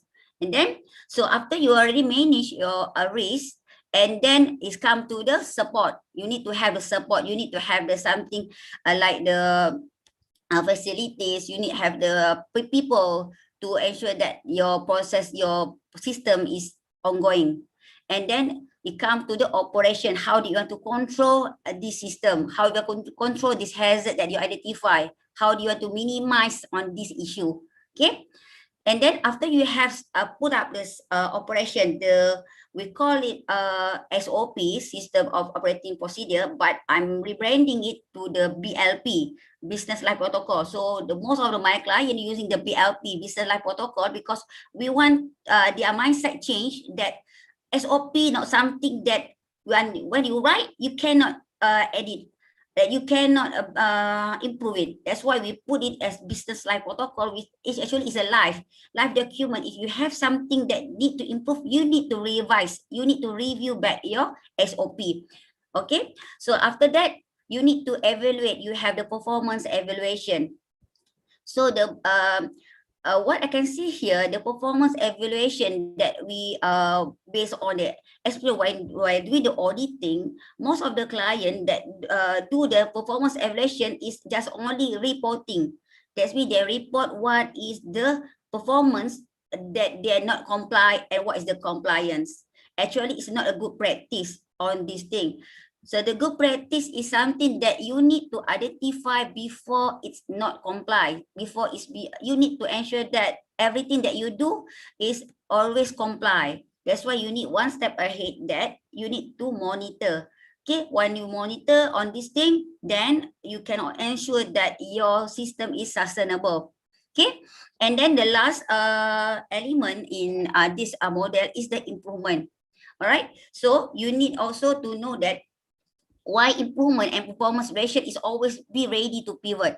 So actually, example, what we have now is on the COVID-19, that we can see that is more effect on the health issue. So the organization need always ready to pivot, always ready to change their strategy on how to ensure that all of the workers or employees is always being healthy while working at the organization. right? So, and then we can see that is the last thing, because we need to know about the impact. So when you do the sustainable thing, you need to ensure that the impact is actually commercially profitable, because we need to, when we do business, we need to be profitable. We cannot said that, okay, don't want to profit, because it's something, that's why it's not called the business. It's called the something else. Okay, so it's an NGO. Okay, so and then when the impact is, you want to have that something that environmental friendly, you need to have something that eco design or green, and then you need to ensure that the community beyond your community is healthy. Okay, and then everything that you need, you know, you need to have the impact, the mindset on the, you need to return back to the community. So what you took, you need to return back. Right, this one is the more comprehensive on the sustainable business excellence model what we use at our organization to embed it on the HSE. Okay, so how we want to embed HSE elements in sustainability. So actually, I adapt this from the Six Sigma method, is DMAC, but I'm trying to put this on the identify first. So how do we embed this one? So first thing, we need to have identify. We need to understand the processes. Okay, so we need to understand processes, and we need to know what is the HSE hazard, health, safety, environment hazard, that why we doing the processes, and then what is the hazard that over there. Okay, and then when we define, when we identify, we understand the processes, then we need to measure, we need to have the data. Okay, example of the data is maybe we can see on the incident record. Okay, so incident record is inclusive of accident and also near misses. So majority of the SME actually not record on the near misses, right? Actually, it's important to record on the near misses, because based on the hierarchy, actually they have the calculation that how many of the near misses happen. Actually, it will involve accident, and then it involve on the death.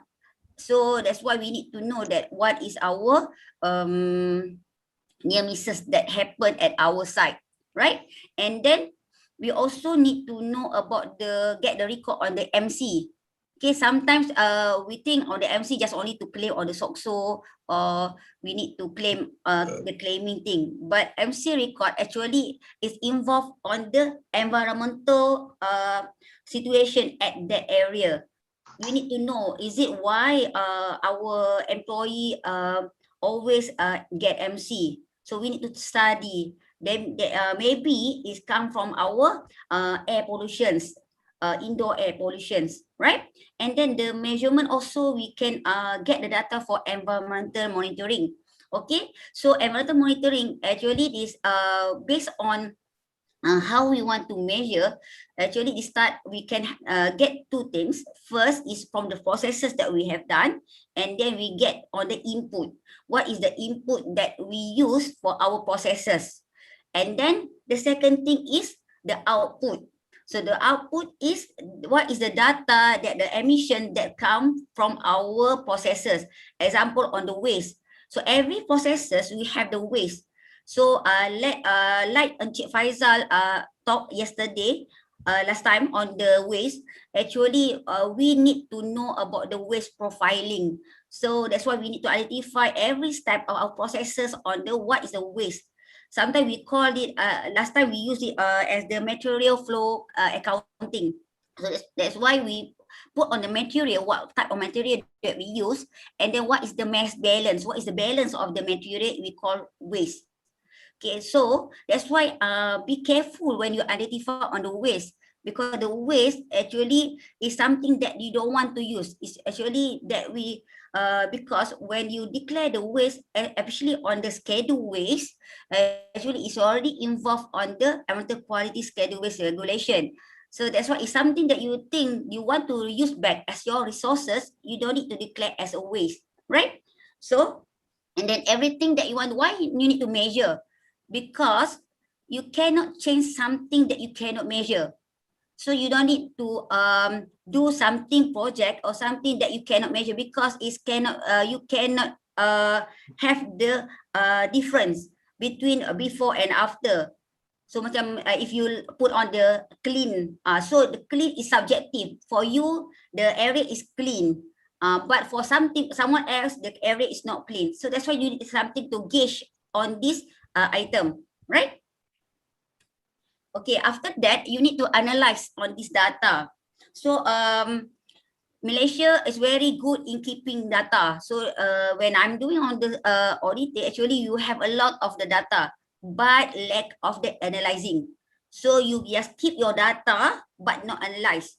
So what you should do is analyze all of data that you have and then set the KPI. What actually you want to achieve, the goal. So example, you want to embed on the technology, because I'm not advised on taking the technology first before doing the total life cycle assessment. Actually, you need to know about your cycle. So you need to know about your circular economy. That means you need to know what is actually inside your processes, and then you need to measure each of your processes, what is actually the impact. And then from the impact, you need to set, okay, actually what I want to reduce the waste. I want to eliminate the waste. You need to know what is your KPI and then the goal. Okay. So, and then the last step is on the improvement. So please take note that any improvement that you want to do, please start with eliminate or remove. So that means if you want to do something, some of the project, you need to think first. Is it this thing can be eliminated? Why it come in the first place? Example, when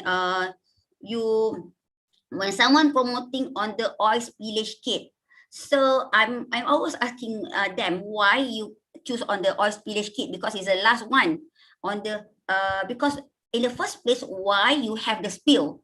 That's why you need to identify, but why you have the spill, why you have the leakages.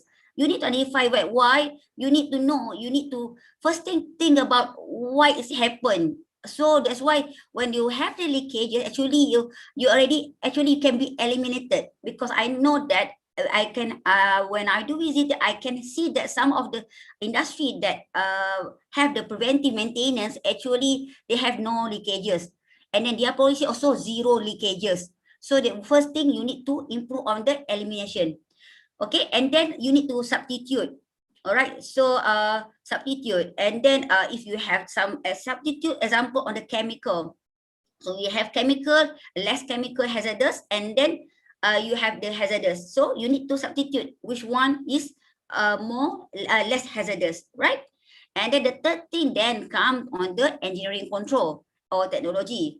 But if you want to do to embed on this thing, engineering control and technology, no, actually is a good thing is you need to study back. Sometimes the thing we need to have on the green technology, you need to have the expensive one. So sometimes okay, you need to install the solar panel. You want to install something that the highest one. So actually what you do is you need to know what you want. Actually you want to improve your water. If you want to improve your water, example is, okay, what actually you use your water. You need to know, okay, where is water you going to. You need to have the mass balance. You use the water for dishwashing, you need to identify everything. Then you need to know, okay, which one actually want to cater or to be solved, right? So and then after that, then you embed on the technology, right? So and then the fourth one is the administrative control. Okay, admin control example is on the shift time, on the exposure. That means if you expose on the chemical, okay, and then you need to know that what is your actually exposure rate, okay, during exposure. That's why the HR also need to have this knowledge on the chemical exposure, which they need. When you want to assign someone at that site, you need to know, you need to have the baseline of their health condition first before put at the site, at the production. And then you need to know that, okay, this one is hazardous. So how many hours, working hours that you should put these workers at the area. So that's why we call it admin control. Admin control also for environment is more on the 3R: recycle, reuse, reduce. But first thing, start with reduce, right? So start with reduce first. If you can reduce everything, start with reduce, and then you reuse back, and then you recycle. And then the last one is more on the PPN disposal. Normally this one is not improvement. So we need to, the last one is on the hierarchy. Okay. So after all of this step is 4 steps, the last one is on the continuous improvement. Okay, you need to ensure that this project or something that you do to improve at your system is sustained. Okay, it's not just one-off project. You need to be sustained, because I can see that sometimes most of the project they do the example, they do the reduction on the electricity, and then we can see that the impact on the electricity reduction. But when we but 6 months later or 1 year later, the electricity is come back to the same thing. And then we can see you already put on the technology, but what we the lacking over here is the attitude that on the practice of this sustainability, right? And then one more thing is more on the continual improvement. I'm also focused on the continual improvement, not continuous improvement, because I believe on frequent but intermittent, step by step, a bit and a bit, but it's sustained, right? Okay, so it's only for my presentation today. So any questions? Thank you very much, Engineer Nurul. I think it's very relevant to all of us in terms of HSE. A question from me, that in terms of HSE, sometimes what's lacking is on the behavioral safety. Okay, we have situation where workers, or basically the employee, they abide by the rule, okay, especially the traffic rule or any procedures in the workplace. But the minute they leave the premise, they're basically on the road, they just beat all the traffic light, they do everything, and they break all rules basically. So this situation is that how can we make the HSE sustainable in the area of behavioral safety? All right. Actually, what that can we can see is actually this one is the culture, the attitude. So when we see okay, one more thing that in Malaysia, actually the attitude, the culture in Malaysia, because they just follow the rules at the workplace, because they give us the income, the salary. That's why they follow the rules at that organization. But when they're outside of this one, they didn't understand actually health and safety actually not only at their workplace, actually is everywhere. On the road. That's why we have road traffic safety, and then at the house, at the organization, at the education. So what we can do is, the solution is must start from the beginning. Actually, it's come from the school, from the actually the kindergarten. That's what one of my partner do, Puan Wahyuna, actually they do on the COME. It's a sustainable organization system where inside their kindergarten education, they put element safety and health. So that's why actually this need to start from the small. And then when they know, because I can see that the kids that actually then they already teach about the safety and health, actually they can directly, actually they can follow the rules. It's not just only at the school, actually at the house. Actually we can see that we can see the improvement on that thing, because we cannot for me, if you want to improve on the adult, it takes time. So but what I can see that what my experience on this thing, one of the organization actually can change that this top management include this safety and health element, and then they relate to their family. So and then they put all of the awareness about the if they don't have this mindset on the safety, actually the impact to the family. Yeah, I think there's also always people believe is that accident happen to someone else, don't happen to them. So that's where the mentality is that they can actually afford to break all safety rules because they believe that it will only happen to someone else. So these are something which I think is a great challenge. I'm not sure whether is there any solution that you can or any suggestion you can actually offer. Okay, actually, because I can see actually government done a good job in terms of this thing. Actually, on the escape actually they already improve on their road traffic safety. Okay, government also have a road traffic safety on this thing because more and then one more thing is about the on the aviation. I can see that at the university also already put on the safety and health element, but the worst thing is they do not know how actually to embed this safety and health into the life, actually into the daily routine. It's not the one of that's why what we can do here is how we can because my suggestion is when we promote on the sustainability, actually part of it is the safety and health. So actually when you try to be sustainable, actually you try to ensure your physical is healthy and also is and then also safety for your community. It's not only your health. There's only not your there's only yourself. You need to ensure that is inclusive of your community. So actually more on the awareness and then it takes time.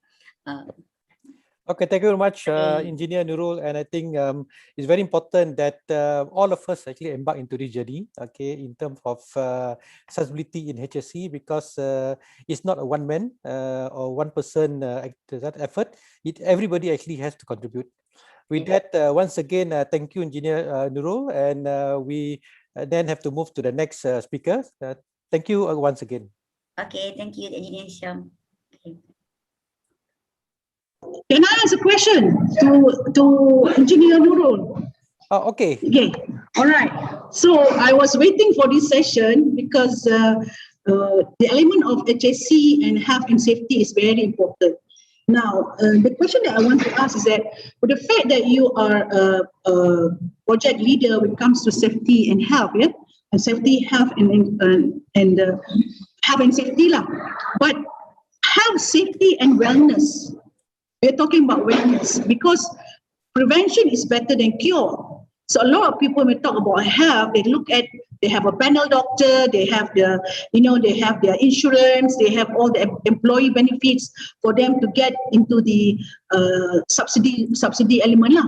Tapi when I talk about ergonomics, when I talk about any positions where their hazards or their work hazards are getting more than what they can do. So many companies are now going to go into wellness program to give that cautious activity so that they can take care of health instead of they relying on insurance or relying on all the medical benefits. What is your take up on this, Nurul?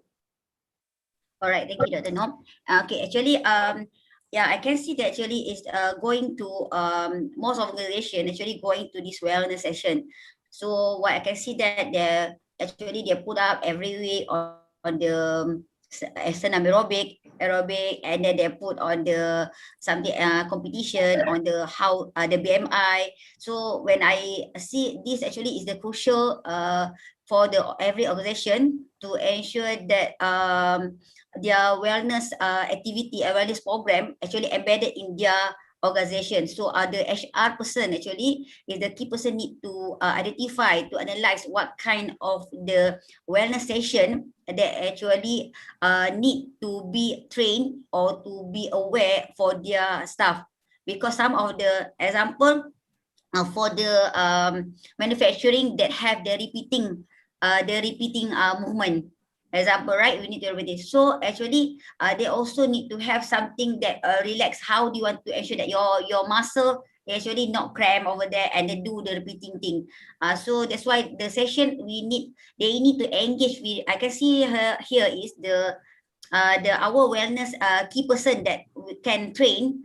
Actually it's not many at Malaysia, but maybe it's going to, but you need to they need to engage someone that competent to first identify what kind of the wellness, and then who will be attend for this activity, and what kind of the improvement they can get. So so example on the BMI. So what is the improvement, the measurement they need to have? Okay, so that's why when I can see that the health capita have something tools that good is to measure what is the current wellness that you have. So actually you need to have the baseline, because before we get to the next step. So if you don't know what is the current issue, what current wellness, current health condition, actually we can improve nothing, right? So that's why you need to have something tools that actually measure what is the baseline of your health condition, and then doing the program, and then monitor back on this thing. So actually you can save money more on the MC or for the doctor for the medication, and put this money, the amount, to the wellness session or this monitoring. Yeah, interesting that you mentioned about the fact that wellness is getting more important. Yeah?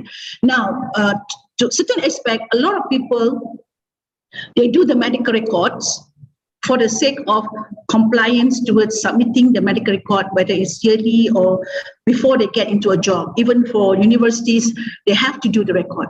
Now, many companies, especially HR, they do not do the health index.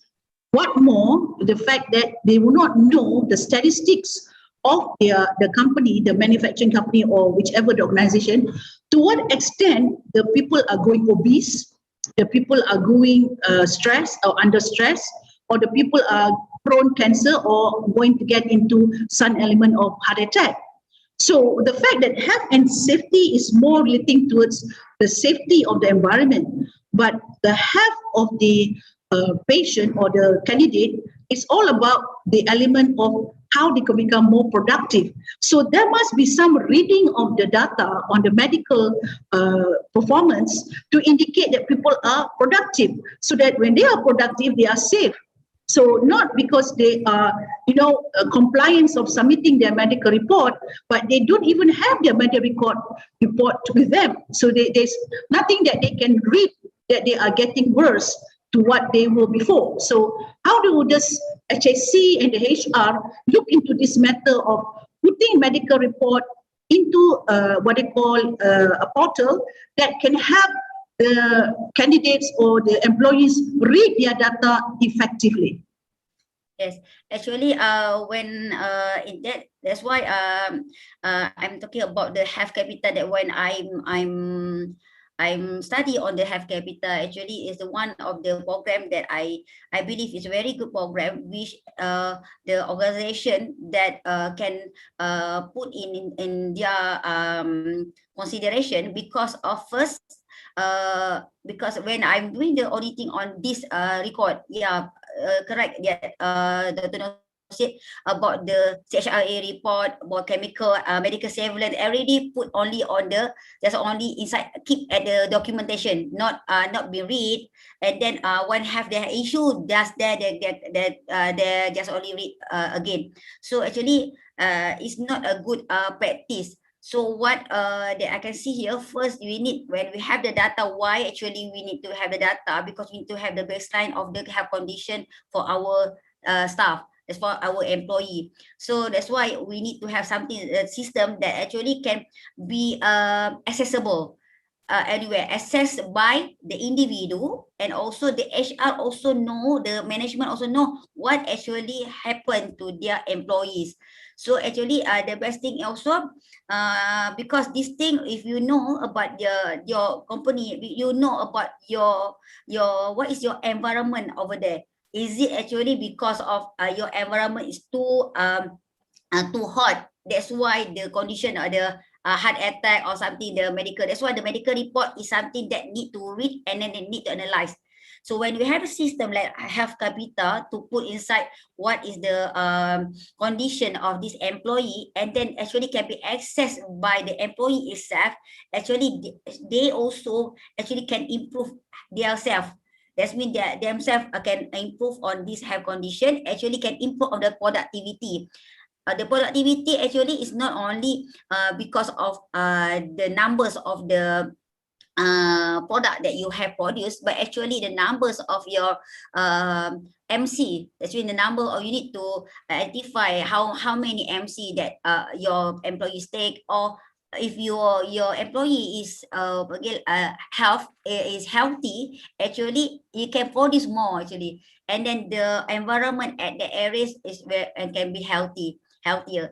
And one more thing about this thing, we need also to monitor on the, not only on the physical, but also monitor on the mental, or this actually something that relate to the because we can see here most of the mental issues.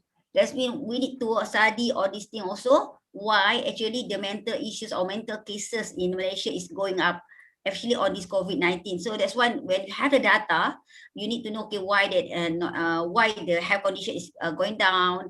Actually, we can save a lot of life and also save on this thing. Thank you very much, Engineer Nurul.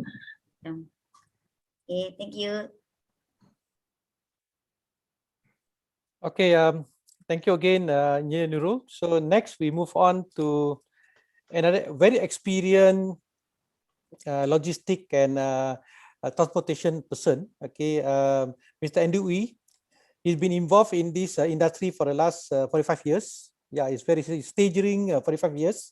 When I read his CV, I was actually earlier thought that is it real 45, and I reread again. Yes, it's correct. It's 45 years been in this logistic and transport industry. His company basically is looking into many areas, from air, sea freight, forwarding, road transportation, as well as warehousing services. And today, Mr. Andy will be actually sharing with us a very interesting topic on halal logistic. So with that, without further ado, I pass on to Mr. Andy. Thank you very much, MC Isham. Nice meeting you here. And very good afternoon to all of us who actually attending this session. And first and foremost, I have not wearing a jacket coat like Isham. Today is Sunday, where national costume is batik, so I chosen to wear batik to identify we are Malaysian here, since we have international delegation attending this session. And my topic today is halal logistic, which is quite something interesting for non-Malaysian in the future to be. And first and foremost, I'd like to thank SASNET for giving the opportunity to participate this particular international webinar showcase and exhibition platform to share about something new or something what we have been doing. Also, being a committee member of the SASNET, I've been working very closely with Dr. Noor in the international event for trade development.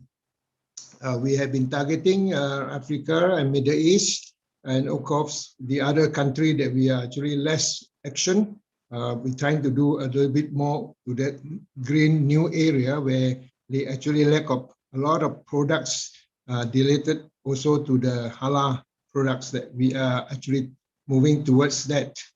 So thank you, Dr. Noor, for being very kind, guiding me all the time about the new development. You have a lot of contact where we actually can reach out to the world quite easily. So sustainable is something that I think SASNET has been emphasizing a lot. Anything that we actually taking any action to do, sustainability is very, very important. Of course, green technology is coming together. For instance, my road transportation, the trucking is running from Singapore to Bangkok. So we also try to migrating into using the green diesel, where actually cut down the smoke, where environmental is important. That also gives the healthy for a truck to be less maintenance. This is something that many people has actually don't actually care about using a little bit more expensive diesel, getting their truck to operate to have green technology compliance. So with this, I think future green technology is sustainable for any businesses. My transportation is one of the factor. Actually, I'm talking about the trucking. The air services is not so much involved us, where it's already more on the government platform. Ocean freight, sea freight, actually the ship is moving out of port, going to the worldwide. Actually, they are also very independent. So they are actually doing a lot of compliance into technology, carry more container instead of carry less container, operate more often. They're also one of the factor that cut down a lot of traffic by sea and also for air freight. So my business also in the other area, like for instance, the warehousing that we are doing, a lot of warehousing you might learn about in the town that people operate warehousing. So for me, we are running a warehousing with a special offer in terms of the SME. We like to work towards a lot of SME in support, because warehousing is something that is very costly to operate. However, that the company actually they go and rent a warehouse and buy their own forklift and their manpower, which costs them a lot of operational costs. So we here actually had a warehouse in near to the Subang Airport, Kampung Baru Subang, where we have a racking system, we have the forklift, we have the manpower, where actually we are offering a very special for the SME, SMI, where they do not need to rent a shop or a small warehouse to put about 10 or 20 or 30 pallets of goods. It costing them many thousand to maintain such operation, that we tell them that you pay us 60 ringgit a month for a pallet of 4 feet by 4 feet by 6 feet of 300 kg. If you don't have pallet, you don't need to pay anything. So we are helping the SMI, SME to actually survive with less commitment, getting the same services that their client wanted it. So we do distribution. Our trucks are actually delivering goods all over Malaysia, which is Singapore to Bangkok. And actually, we also do small parcel delivery like courier service. We send courier service to all over Malaysia, East Malaysia, and also internationally. So with this, actually, a package that we can actually help businesses to sustain with less cost, with more competitive, and then they are actually stay in service to the customer they require. So with this norm that we actually been doing it for the last since 45 years, over 45 years, been operating as custom agent, doing custom clearance and doing delivery. And now we actually also make our company to be a franchisor. In the Southeast Asia, we are the only one that have a license from the Domestic Trade Ministry. Since 1998, we had the franchise of our logistic transportation businesses to help the young generation who actually like to go into transportation business without need heavy capital to start a business, that we can provide them the required services, licenses, technology of guiding them into the business. So whereby the duplicating of the franchise program, which is something very effective, that they don't have to learn by mistake doing something that might cost them losing money. So we believe that we have been since over 45 years, we are long enough in the market, in the industry, that we can help whoever like to go into the business, where they can actually partnership with us and walk along with us, and we develop whatever business we are expert in. And this is how domestically And then, of course, as a franchisor, we are doing also providing them the international platform. We have the network of worldwide agency partner. We call it freight forwarding logistic company worldwide. It can be in any country that common trade with Malaysia, that Malaysian is buying or exporting goods to those countries, that we actually work on that. Our franchisee don't need to look for a new network where they spend a lot of time, a lot of money, attend conferences worldwide, here, there, every year. So we are doing that, and we're getting the best partner overseas to carry out the services that our customer require. So our franchisee can easily move their business from the day one they start. They are just like us, over 45 years in the industry. They can perform anything like what we can perform here. You will have a lot of time saving with the business that they want to carry out. So with the franchise, we actually have the Pasir Gudang, KLIA, Shah Alam, Buchong, Batu Pahat, franchisee established on the front line, and we are backing them out. And then the heavy operation like the warehousing, we have invested a lot of money to have the warehouse operation where franchisee doesn't need to operate another warehouse, where they don't have to spend a lot of money to invest, but they can keep all their customers' goods in our warehouse, so they get a profit. All our profit scheme is on a 50-50 profit sharing for whatever we profit against the cost. This is how we partnership with our franchisee. So with this transportation, that we are actually moving towards halal logistic, because the halal products is in Malaysia is very, very stringent, and not only Muslim environment community is taking, non-Muslim also actually looking for halal product. Why halal?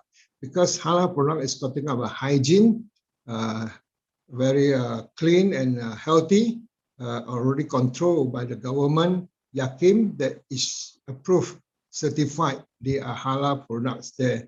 We can safely actually buy this product for the halal that we are consuming. So internationally, couple of years back, 2018, I was spending about a week in the Philippines educating and giving talk to my business forwarding partner to be ready for their warehouse, for the transportation trucking to be halal certified, whereby they can actually do more business internationally, because the demand for the halal product is already with very, very strong impact. For instance, the Olympic in Japan, the organization issue out circulars announcing that non-halal certified delivery of products are not allowed to enter to the Olympic village in Japan.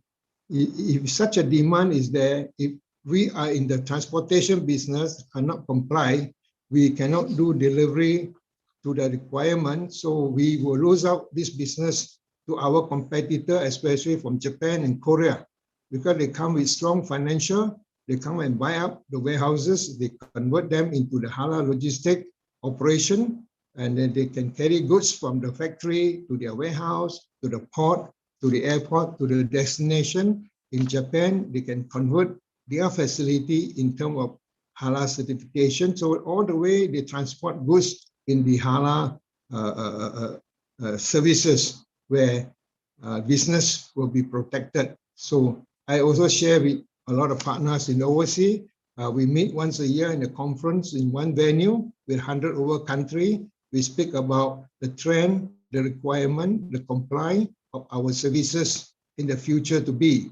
And this is one sector that we have to look into it, that halal logistics is not only with something that Muslims say, this is halal, and non-halal is actually not so much that they're looking at. But I think the whole world, whether it's Muslim community or the non-Muslim community, they also looking into buying halal products.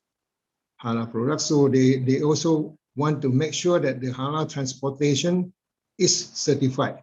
And we are actually moving towards developing this halal product. Halal product can be a cold room and can be a dry stuff, of food products can be usable item, for instance, toothpaste, Colgate and Palmolive. You are putting it to the mouth, lipstick, and so many items that actually require the halal hygiene and non-toxin. And this is something that the world is turning into that area of products. So I believe that in our industry, we are only talking about transportation. We need to comply and doing the part of our duty, running into the halal compliance logistics services. With this, I think SASNET has been also moving a lot of contact with the overseas about the halal product from Malaysia to export to Africa and the Middle East. I think we have been connected with some corporation who are actually looking into buying not only electrical products, many other products. So I think we are talking about Malaysian halal product is now great demand in many countries that actually when we reach out to them, they understood what is halal product, then they know that they want to buy. They want to buy from Malaysia, and the Malaysia business community should promote our halal product because Yakim has been very, very stringent. Yakim certification is always believed, accepted worldwide without any doubt.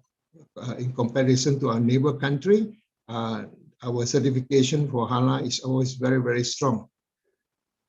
Many countries, like for instance, I was in Philippines, I visited their warehouse. Of course, they're keeping the products. They have liquor, they have the many products that halal to us is into the same warehouse. So I did educate these people that you have to have a warehouse certified only the halal products solely into that warehouse, as well as your truck. Otherwise, you are not compliant. And as far as Malaysia, Jakim is concerned, they will not approve such operation. So something that we are working towards that. So with this short presentation, halal logistics is very common. Everybody knows transportation is something that we send goods from one end to the other end. And then we have latest e-commerce delivery, one pick and pack, the small parcel delivered to the house. So these are the area that halal is also got to be compliant. If anyone who actually operating halal warehousing, halal logistics, this is one of the area that we need to actually look into it seriously before we step into the halal transportation to serve the community at large. I think with this, I'd like to see any question come from the floor that we can share. Something that every one of us is very, very interested to know, and we can share it. Engineer Cik Hisham, thank you so much. That much I have up to now. Okay, thank you very much, Mr. Andy. I think it's very important for us actually to look into this halal fooding services.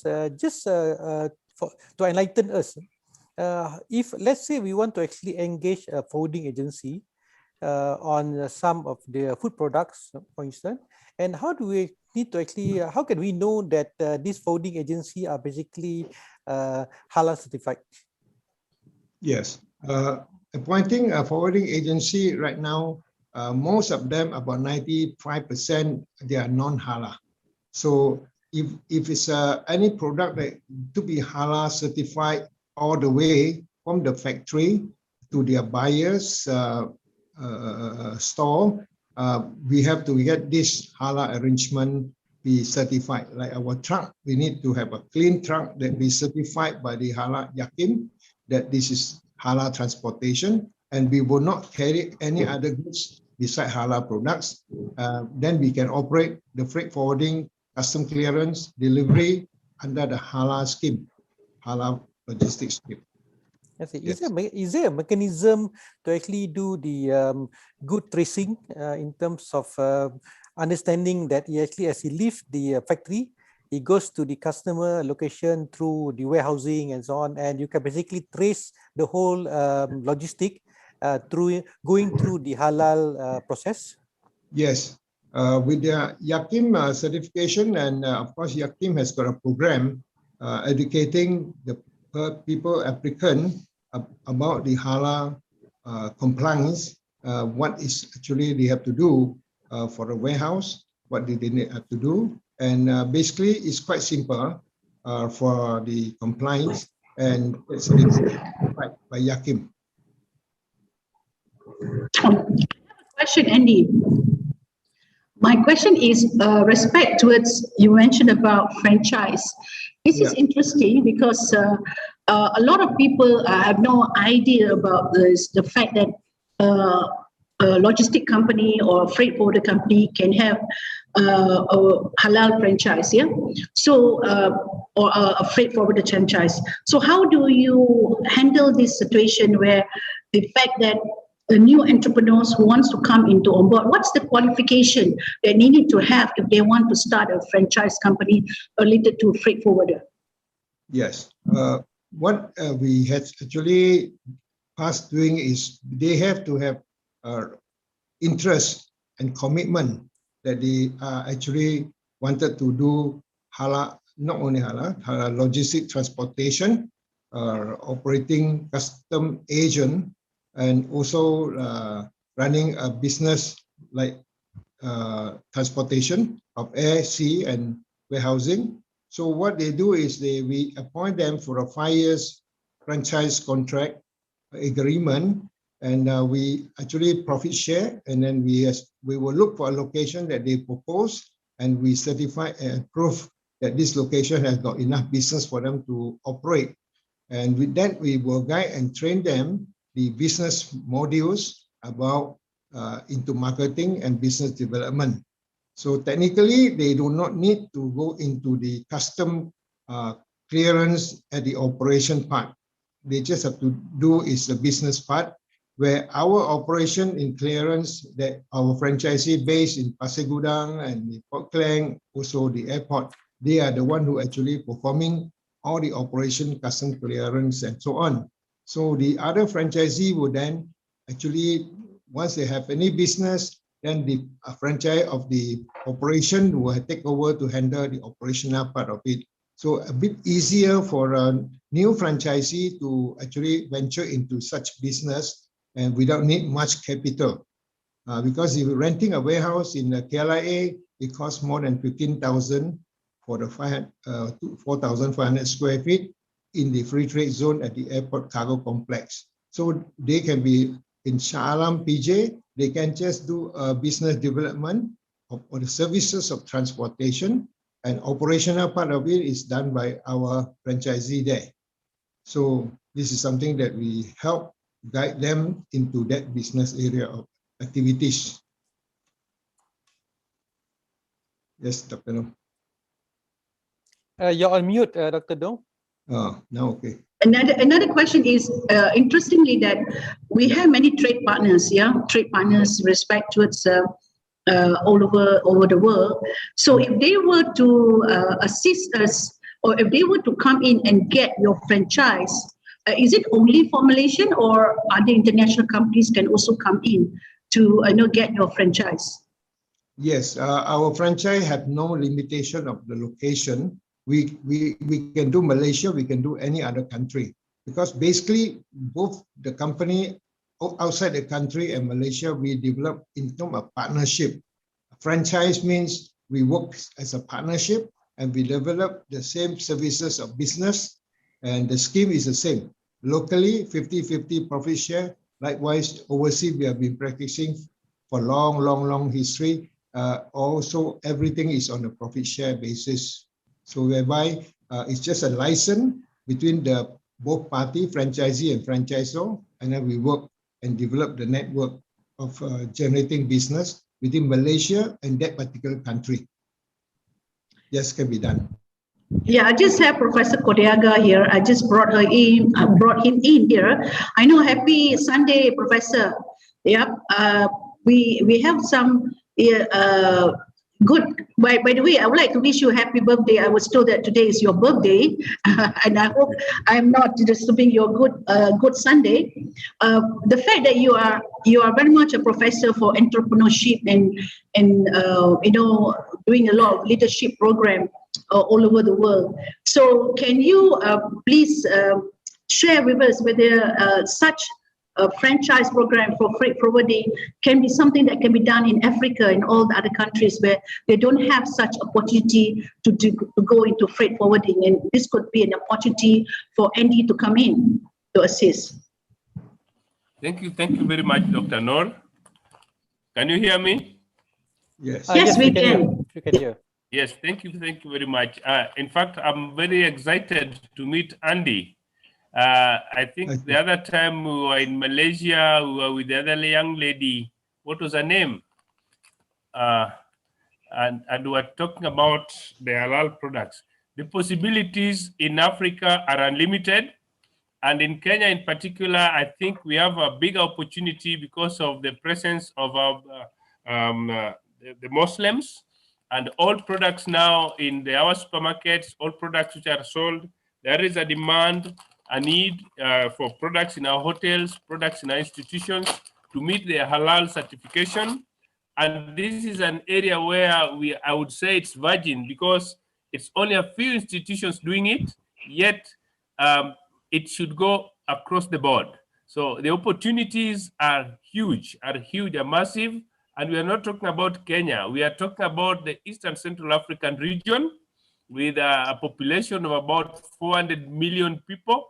And currently, everybody wants to be sure that the product that is getting, the product that is buying has met certain basic requirements, and halal is one of those requirements. So I think the opportunity is there. What we need now is to be guided on how to actually start and then build it on. Otherwise, we currently have a few people doing halal stickers, but you see, they are doing halal stickers without a formal certified organization. And that, to me, is where you come in. Yes.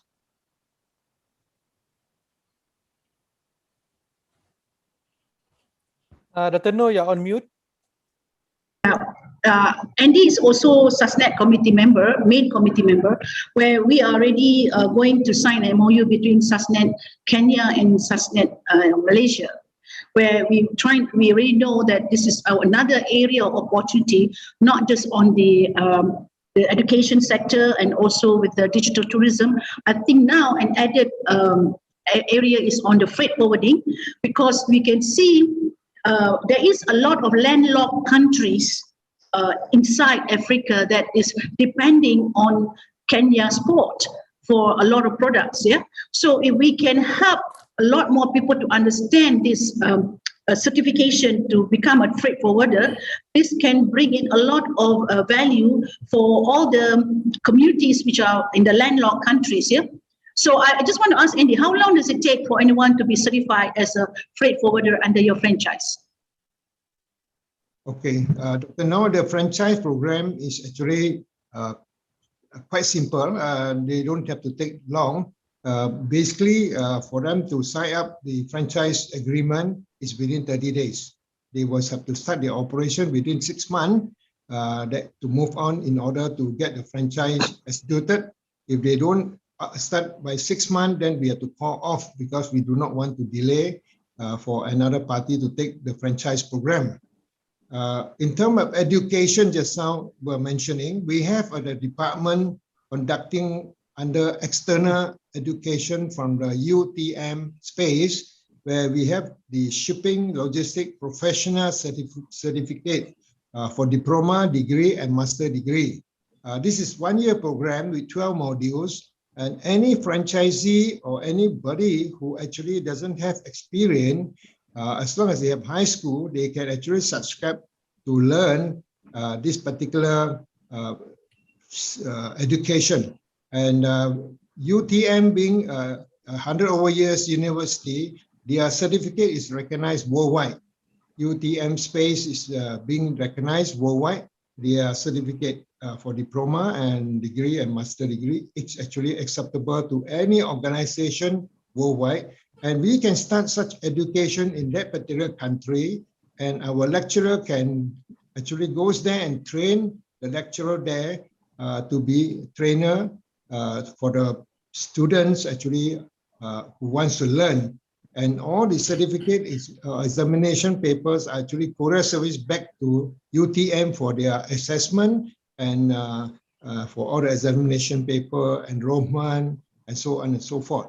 We can do that in any country where actually educate them in technical of the shipping and logistic, where they got LC, talk about port management, talk about airline, talk about shipping line and road transportation. These are the people who actually learn practically in the business, and then clearly they actually learn in a classroom every weekend. We conduct Saturday or Sunday, where they don't have to take their time, office time to do the learning. So then they can get both area of benefits. Professor, what do you think about such program going to be matched with your students' ability to do either offline or online? Thank you very much. First of all, I'm happy that Andy is there's an opportunity for our people who want to join this program, particularly under the freight forwarding, the franchise, who to study on the rest days in Kenya and the entire region. Number two, we already have a few who have interest and knowledge in freight forwarding and experience, but for us to move on the same page and for us to be sure that we are doing things together, this course is important for everybody, including myself, because there's no way you are going to walk a longer path without clearly gelling. And the best way to gel is to understand the way the trainers want us to do, so that when we start it here, we start it right. Secondly, I just wanted to confirm to Andy, you see, Kenya happens to be the center of the East and Central African region. The port of Mombasa is currently handling a lot of freight, a lot of cargo, which is going to the landlocked countries of East and Central Africa. We are talking about Uganda, we are talking about Burundi, we are talking about DRC Congo, we are talking about many of these countries and Southern Sudan. So by and large, when I was giving you the number, we are talking of about close to over 400 million people.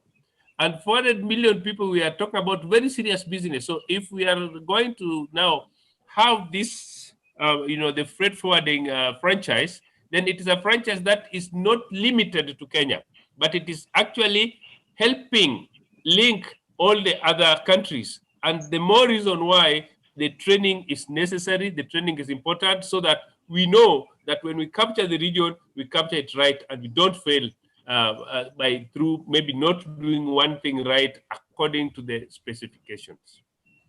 Yes, we have actually such program having Kenya as a base, a hub for the logistic to operate for the neighboring country.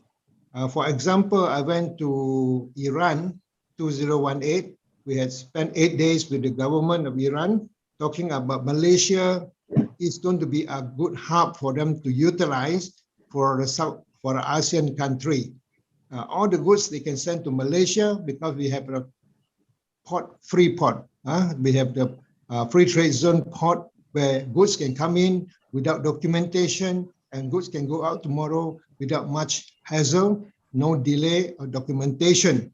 I believe in Kenya that we can develop a hub to consolidate all the goods from all over the world to Kenya and move on to the neighboring country, African country, where actually we have also people in other part of the Africa that actually can serve as a recipient of the particular consolidation goods coming from Kenya to their country, to their state, where for distribution. We have done this many years ago, sending goods to Europe, like for instance, sent to Netherlands for distribution to Italy, to Germany, and Belgium, where we have a lot of cost saving because we consolidate them into a big container and send to one hub. And then from there, they open it up and they will deliver to the various neighboring country where it's cheaper cost. Then we ship one consignment at one time to the destination directly, which is cost more paperwork, cost more delay, more time consuming, and then the freight charges is to pay a minimum charge if you have a very small one. So we can use a big container, 40-feet container, put everything inside, go to one hub, and then from there, it go to another neighboring country. So it's possible for Kenya to establish a hub, logistic hub, for distributing to any other country that nearby to that Kenya. Yes. Wow, very good. I think I'm very delighted with the fact that this is a good strategy about creating a hub, where the fact that Mombasa is actually the central point for all these landlocked countries where they are deprived of getting goods coming in from. So Malaysian goods are all very good. I know a lot of people are trying to access to Malaysian goods, but because there is no good structure of a system to follow through, I think this strategy for us to go into the certification of the freight forwarding services, that I think can help bring not only the halal products, but also to talk about the halal services itself, where it has to go through really a great compliances. I know that Engineer Sham is a very strong assessor in terms of how we embraced certification. Now, he being not only just an engineer, a background in the professional development, Engineer Sham, how do you think that we want to move this certification process of using Andy's freight forwarding franchise, not only into bringing the franchise of the trade processing, but respect that there are a lot more people who can integrate the value chain of the halal services into this hub that Andy is talking about? I think what's important for us to look at here is that looking at the sustainable SOP, the standard operating procedure, in looking into since Malaysia already have proven and certified SOP, we can basically export such SOP and making into a sustainable SOP and ensuring that other continent or other countries can also apply such SOP, and we can then provide the assessment and certification based on the proven and approved SOP. Yeah. Spot on. We need that standard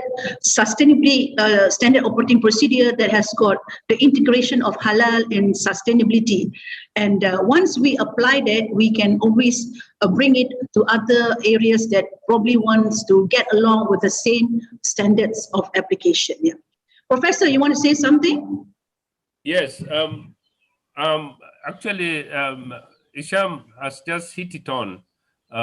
When we have an SOP that actually is standardized, then naturally it falls in sync. And what is exciting about this franchise is that we are cutting onto a niche.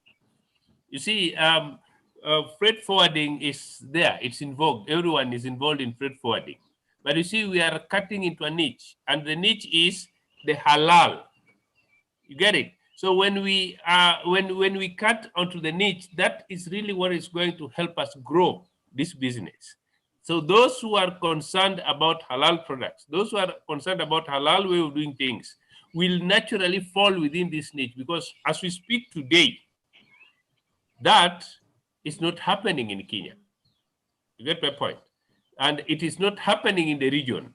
We just have freight forwarders everywhere. Everyone is a freight forwarder doing this and that. But there are those who are conscious and very concerned about the products and the goods that they're getting. Has the process been halal? So essentially, the moment we cut into this niche, we literally own it and build it. That to me is where I fall. I agree with my brother Isham that once we have the SOPs, which now are expected in Kenya, are expected in Rwanda, are expected in Burundi, are expected in Uganda, and are practiced in Malaysia, we are home and dry. Yep, that's why I said spot on. So these are the things which we in SASNet are able to align it together, not only because it has a certification and Andy has been the expert industry to be the coach and the mentor. We are also trying to make sure that there is a standard SOP that can be applied internationally using our sustainability program that can be adopted in various countries. Yeah. So it has been interesting discussion, Andy and Professor, and I'm sure Nisham wants to bring in the next speaker. Do we have the next speaker in waiting, Mr. Professor Gauss? Yeah. So thank you, Andy and Prof, for such an enlightening session. Thank you, Andy, once again, and Professor. And I think in benefit of time, I think we need to move on to the next speaker. We have with us Dr. Gauss Bakesh Narijo. Okay, let me just briefly read through his profile. He received his Bachelor in Electronic Engineering in Mehran University of Engineering and Technology, Pakistan. He did his Master's Engineering in Electronic Engineering as well in Microelectronic in NED University of Engineering and Technology, Karachi, Pakistan. And he received his doctorate from Michigan Technology University, USA, in electrical engineering. And his area of research expertise is in machine learning and other algorithm. And some of his research activity is optimized implementation of efficient control algorithm and islanded microgrid, and as well as an image processing algorithm to pre-process, segment, classify, and grade liver cancer. So without further ado, I would like to actually welcome Professor Dr. Gauss on his topic, AI in methods for developing AI STEM entrepreneurship. Over to you, Professor.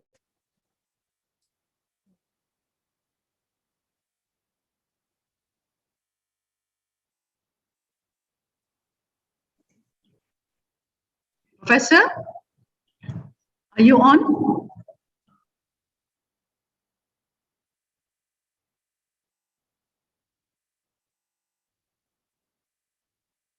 Are you there, Dr. Gauss? Hello. Hello, sir. Okay, we can hear you loud and clear. Okay, sir, I say assalamu alaikum to everyone. I am right now speaking from Karachi, Pakistan. Sorry to say that there was some issue connecting my laptop with the Zoom. So I am right now on my mobile. So that the issue here is that I could not, move my slides. So, and actually I am on my mobile. So if you allow me, I can just give you a brief what we are doing here, or I can actually I request for rescheduling my talk. So whatever you allow me, I am ready. I think you can talk and share. A lot of us here probably know about the AI. Later on, I can share your slides in the next session. Not an issue. Okay. So thank you, Professor. Okay, so let me introduce our current work. Basically, what we are doing here is me and Dr. With me. That actually what we are doing is, we are working on a number of projects and the funding grants as well as the patent application. What our work is, what we do here is we apply artificial intelligence to things which are basically very innovative and new in their reach outs. So what we do is we actually apply it to the agripreneur activities, and we also apply it to schools, where what we do is we want to bring the artificial intelligence techniques so that we can apply them in order to improve the social as well as economic and finance aspects of the society. These things are new because, artificial intelligence is not covering the empathy. The empathetic aspect of artificial intelligence is very novel and new. So what we do is, we acquire data and we do it in the real time. We use the gadgets, electronic gadgets like cam and the sensors and mobiles without compromising the privacy of the customers and the people that we are taking data. Within the cultural and social limits, we actually capture the data, and what we do is later on we process the data on a central location through cloud server and WSN, wireless sensor network, as well as in Internet of Things.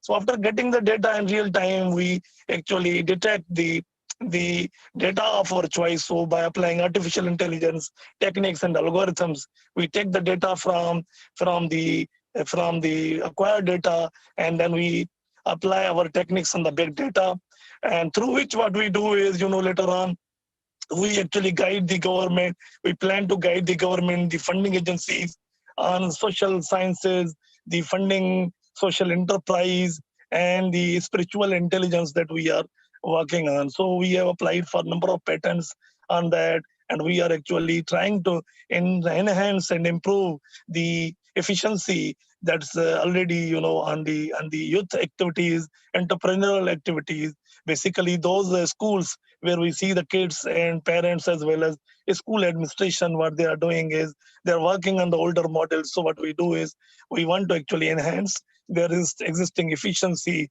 on education and management, and these are the things that we are doing, and this little bit brief introduction about the activities we are doing here. So we are open to a lot of new things, and we are open to the questions and concerns, because these are the new things, and as we are applying, me and my professor, the colleague here, we are working on it. So I am open to your questions if you have any questions, because this is a brief introduction without slides. So thank you very much for your passionate hearing, and if you have any questions, I am ready to answer your questions, please. Thank you, professor. Yes, Professor Gauss. I think I have brought in Professor Raja Suzana because she's your colleague here in Malaysia from University Malaysia Kelantan. Oh. Yep. So I'm sure your collaboration between Pakistan and University Malaysia Kelantan has got a strength in terms of, because both of you are STEMpreneurs. You're using STEM as a means to encourage the learning of AI, artificial intelligence. Machine learning, deep learning is moving fast, but the power of programming, the idea about people to go into programming, is Pakistan having a lot of these talented people? Obviously, we have, the number of graduates and, undergraduates as well as the professors already there, and we have that outsourcing going on through software houses. What we do is, we apply that on the data that's available as a public data set, basically.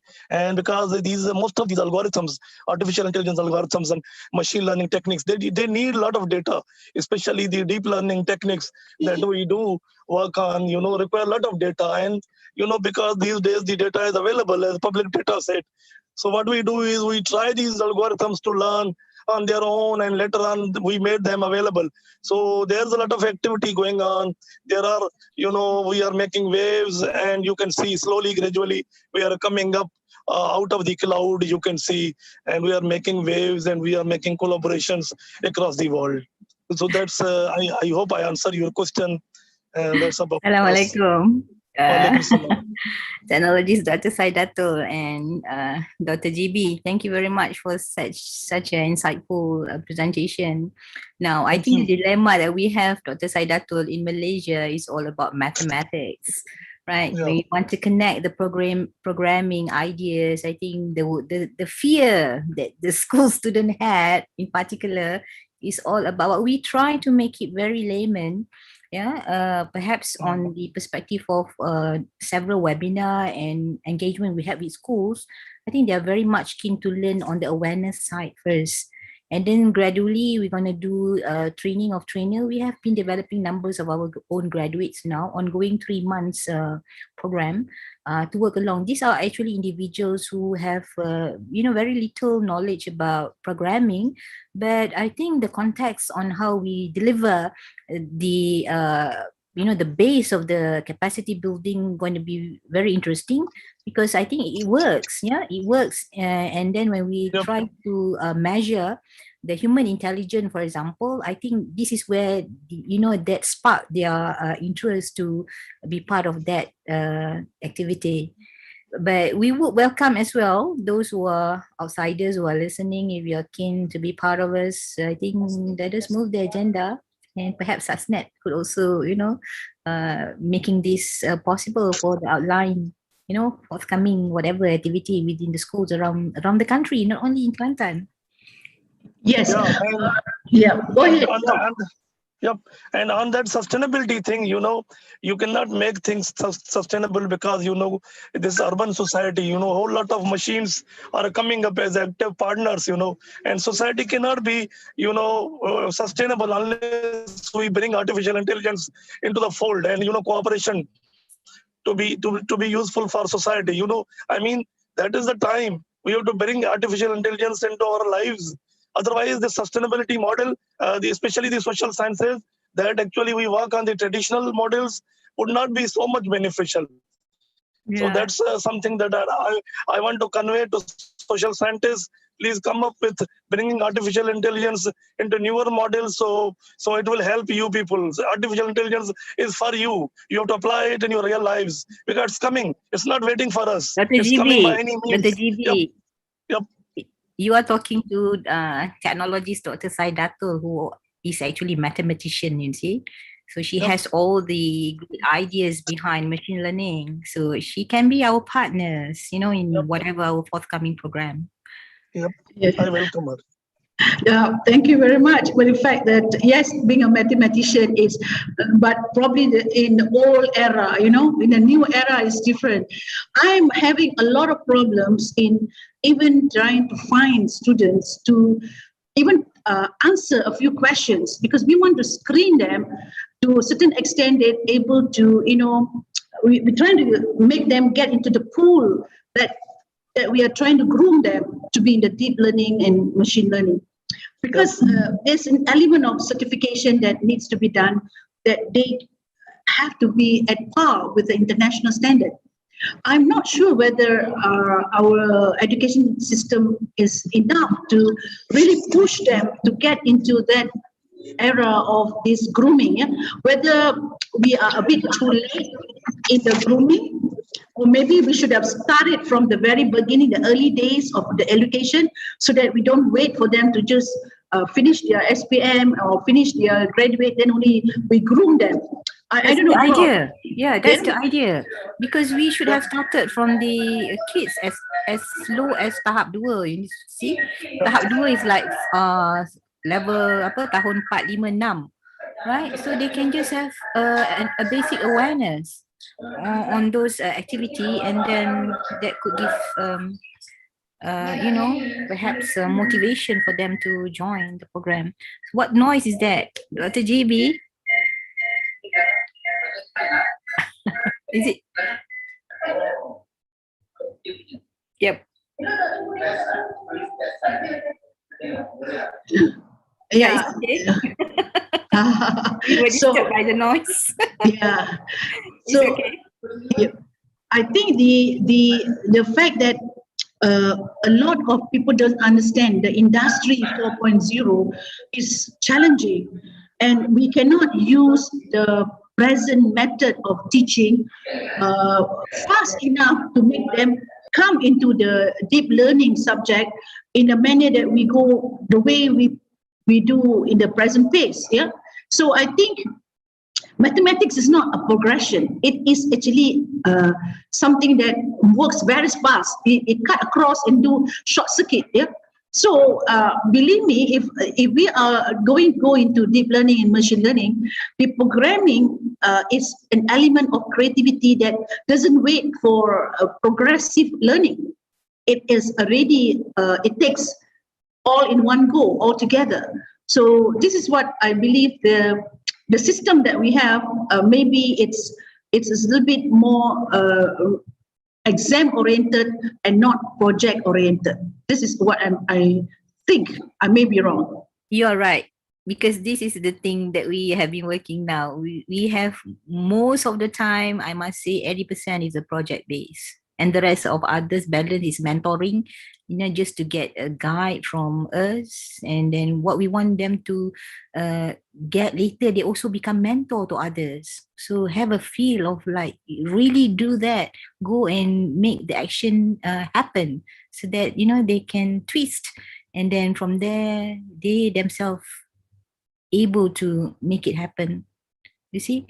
So I hope with this collaboration, we have been doing this on social aspect, as I told you, right? We want to start our pioneer batch of AI for non-AI. And I think respectively, numbers of universities in the country have also been awarded. UMK has also been awarded as one of the center of excellence for the AI. We have IBIC, artificial intelligence and big data analytics. Is a center of excellence that actually work along with data sciences. And then they have also coming out with AI blueprint, from Ministry of Education. So, but that is the agenda for the country. But what I'm working currently is just mobilizing nation for the talents and prepare, the understanding of the schools, how they're gonna get themselves a good set of new knowledge for the future, and prepare parents for, further understanding that the future needs of job skills is perhaps more toward data sciences. And, we are kind of like worried with all these agenda. If we still not coping up well, we are going to be a nation that is going to be left behind. Yeah. Yep. I do worry about that, and this is where I believe a lot of countries like Africa, they have catch up very fast.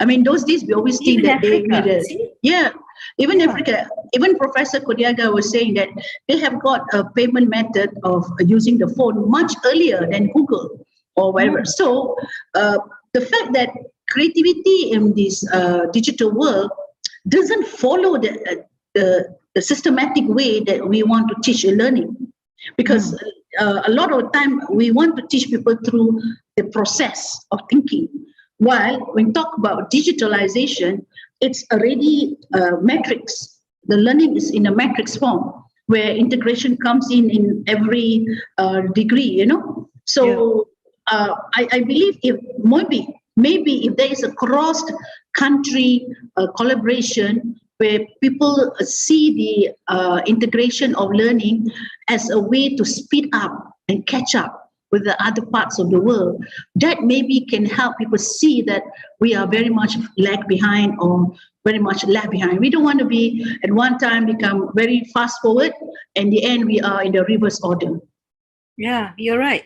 We are also forming a consortium with our European members. We have partners from Switzerland, Germany. Yep. So actually, we are coming up with this interesting global virtual university. And then this global virtual university was, I think, Zambia was the first government who wished us to implement in their country. And having partners of diverse expertise from outside world and come to serve their nation.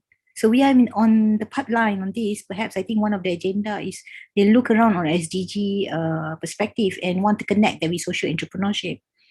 Well, we can talk this further. I want Professor Kodiaga, if you are in, I know you have a lot of experience in the building the field of education in Africa, how you built a lot of the education system in a manner those people who have been deprived from education and now having a better platform in how they learn.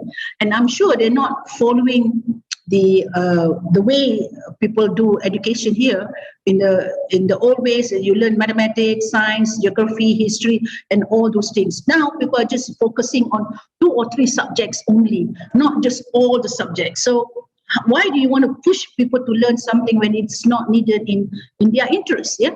So I think maybe this is something that Professor Gauss wants to highlight, whether do we need to study all the other education where we can make them focus on mathematics and programming alone?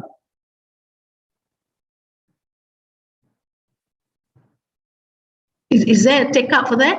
Should we only study all the subject? Maybe Jadi Isham, you want to comment on that? Should we have everything to make people become complete? Then only we know that they are intelligent? Okay, my take is basically is that if you want to actually go far, okay, and also go fast, you need to actually then be selective in what you need to do. Okay, definitely some of the people who say that they need to actually have holistic or totality in education. But if you ask me, my belief is that for us to actually to go far and fast, we need to actually be selective and be focused on what we need to do. And talking about AI and also STEM studies, we also in Malaysia, we also need to look into the framework and start looking into who are the stakeholders mainly or the affected stakeholders.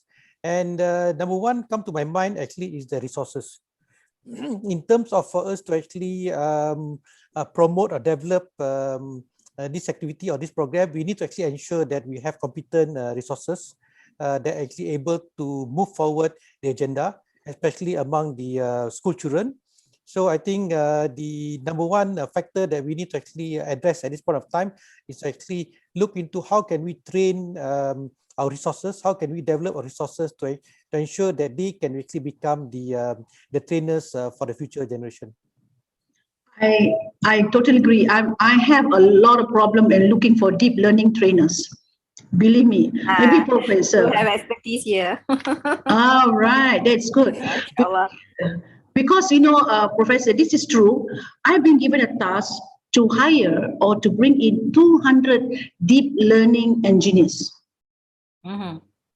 So and I have problems in looking for those engineers, number two, and also to train the people to get into this field. So maybe there's a collaboration that we can do either with you or Professor Gauss, who have got these deep learning engineers, because we have the project, they need 200 and we don't have the takers. This is the problem. You have the market now, but you don't have the trainers. Okay, work along with us. Maybe in this case, I think the lecturing and learning strategy would be student-centered learning. I must emphasize this, and we have to develop, a variety of contemporary methods. Action-based learning, for example, cooperative learning, problem-based learning. So these need to be built as an integrated part of the adapted teaching and learning strategy. And you see, whenever we talk about education, you must remember parents are the most important stakeholders. You see, even if myself, if I were to enroll my children, I would ask them, what would my children be? So in this case, this is the thing that we have to make our engagement very clear. Yeah, and is in addition to all those, right? We can have interactive conversation from time to time, and perhaps having all the programs. If it's going to be very monotonous, if they just learn the coding without having action-based activity, it will be mundane for them and they don't like it. Today generation, they're different. They need a lot of activity that is action-based. Yeah. So discourse and informed dialogue. Good morning, everyone. Yep. Welcome to the international webinar and showcase on Malaysian Ladies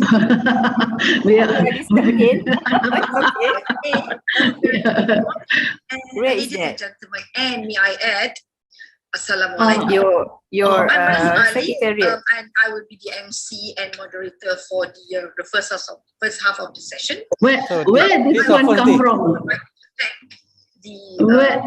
Somewhere in your, are you having anything? It's Datin Ras voice I can hear. Yeah, I remember.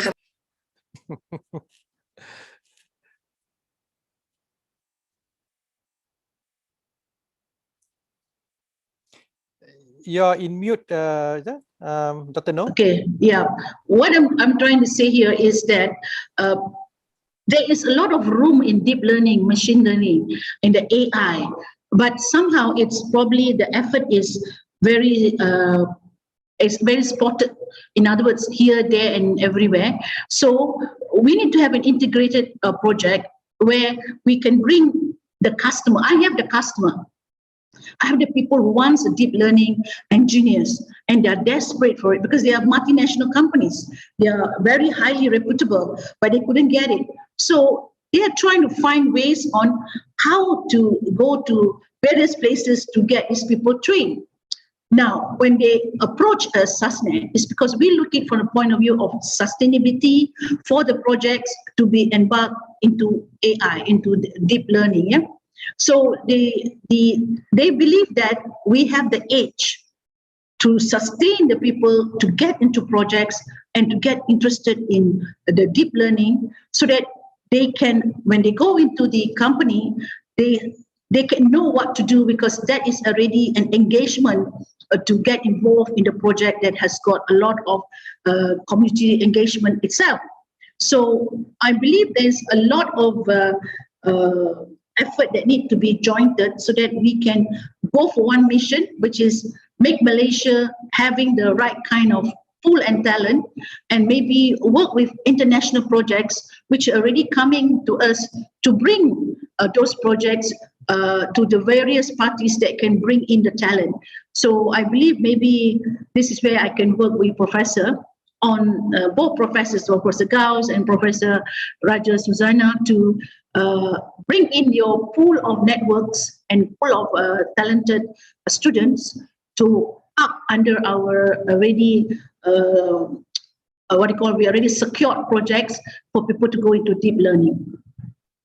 I think maybe I'd just like to add on, Dr. No, is that we also need to look into the impact of this activity. Okay, this where SUSNET also can come in, looking into the impact assessment, to look into how and how effective, how efficient is the deep learning or the program, that and also what actually impact on the environment, impact on the people as well as on the planet. Okay, and whether you can actually make this as a sustainable practice. I think that's where we need to actually look into the impact assessment as well. Yeah, I agree with you precisely. Go ahead. Yes, definitely. We are all yes. Every ringgit that you spend, right? How much is actually the SROI, perhaps? Yeah, true. Maybe last word from Professor Gauss, if he has anything to add on. Any feedback from Professor Gauss as his last feedback or remarks? Or is he still having problem with the phone? Yeah, I was so sorry. I was having a class just now. Okay. 4:05, so I was reading his message. It's 4:45. I realized it. I thought I thought everything is in order. Yeah. Okay, no problem. I think Hisham, we have come to a really interesting session. Yeah? Until now, up to 5:30 now, coming to 5:30, we have lined up a couple of teachers and trainers and assessors and also commercial people like Andy, who has done a very good project in looking at franchising a freight forwarding into a certification. I mean, nobody have ever had it, and this is the first in the world of a freight forwarder company doing a franchise program. Yep. Go ahead. You have something to add? Sorry. I was on my mobile and that thing. So like, I think I saw so many, I heard so many ideas, and really it's quite exciting to find so many opportunities and areas where we can work on. I am ready to work on through Dr. Suzana.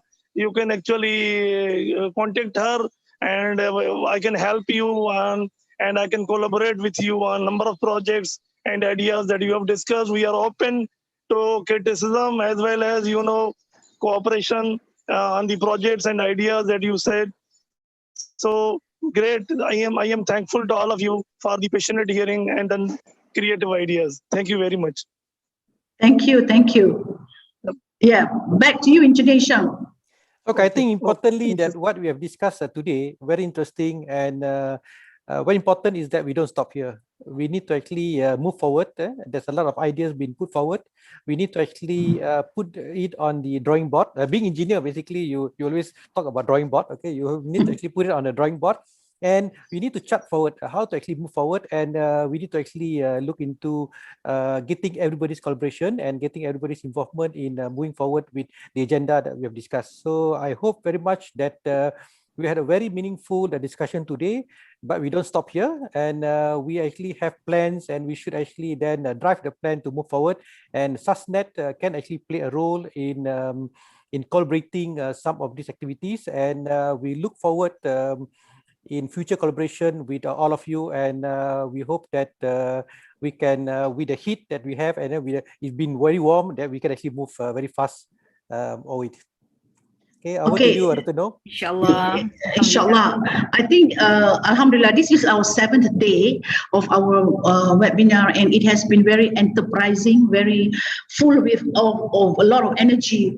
And because we have partners overseas, we have Professor Gauss, we have Professor Israel Kodaga, we have Dr. Jamal Kafaf. All these people are all in technology, in IT. We are people who are developing a lot of programs together. But the fact that we believe that Malaysia is still behind time is because we are always arguing on the policies and arguing on all the issues that is probably can be addressed very fast. So, but we want to move forward in a platform that we can already join hands and move forward. That's what the message of Engineer Shamir. Let's go to drawing board, move forward, and we just showcase whatever we can do and make everybody see the results of our collaboration. Inshallah, let's do it. I'm looking forward. Okay, thank you very much, and we call it a day for this today's session, and inshallah hope to see all of you tomorrow and on Tuesday. Take care. Assalamu alaikum. Assalam. Okay.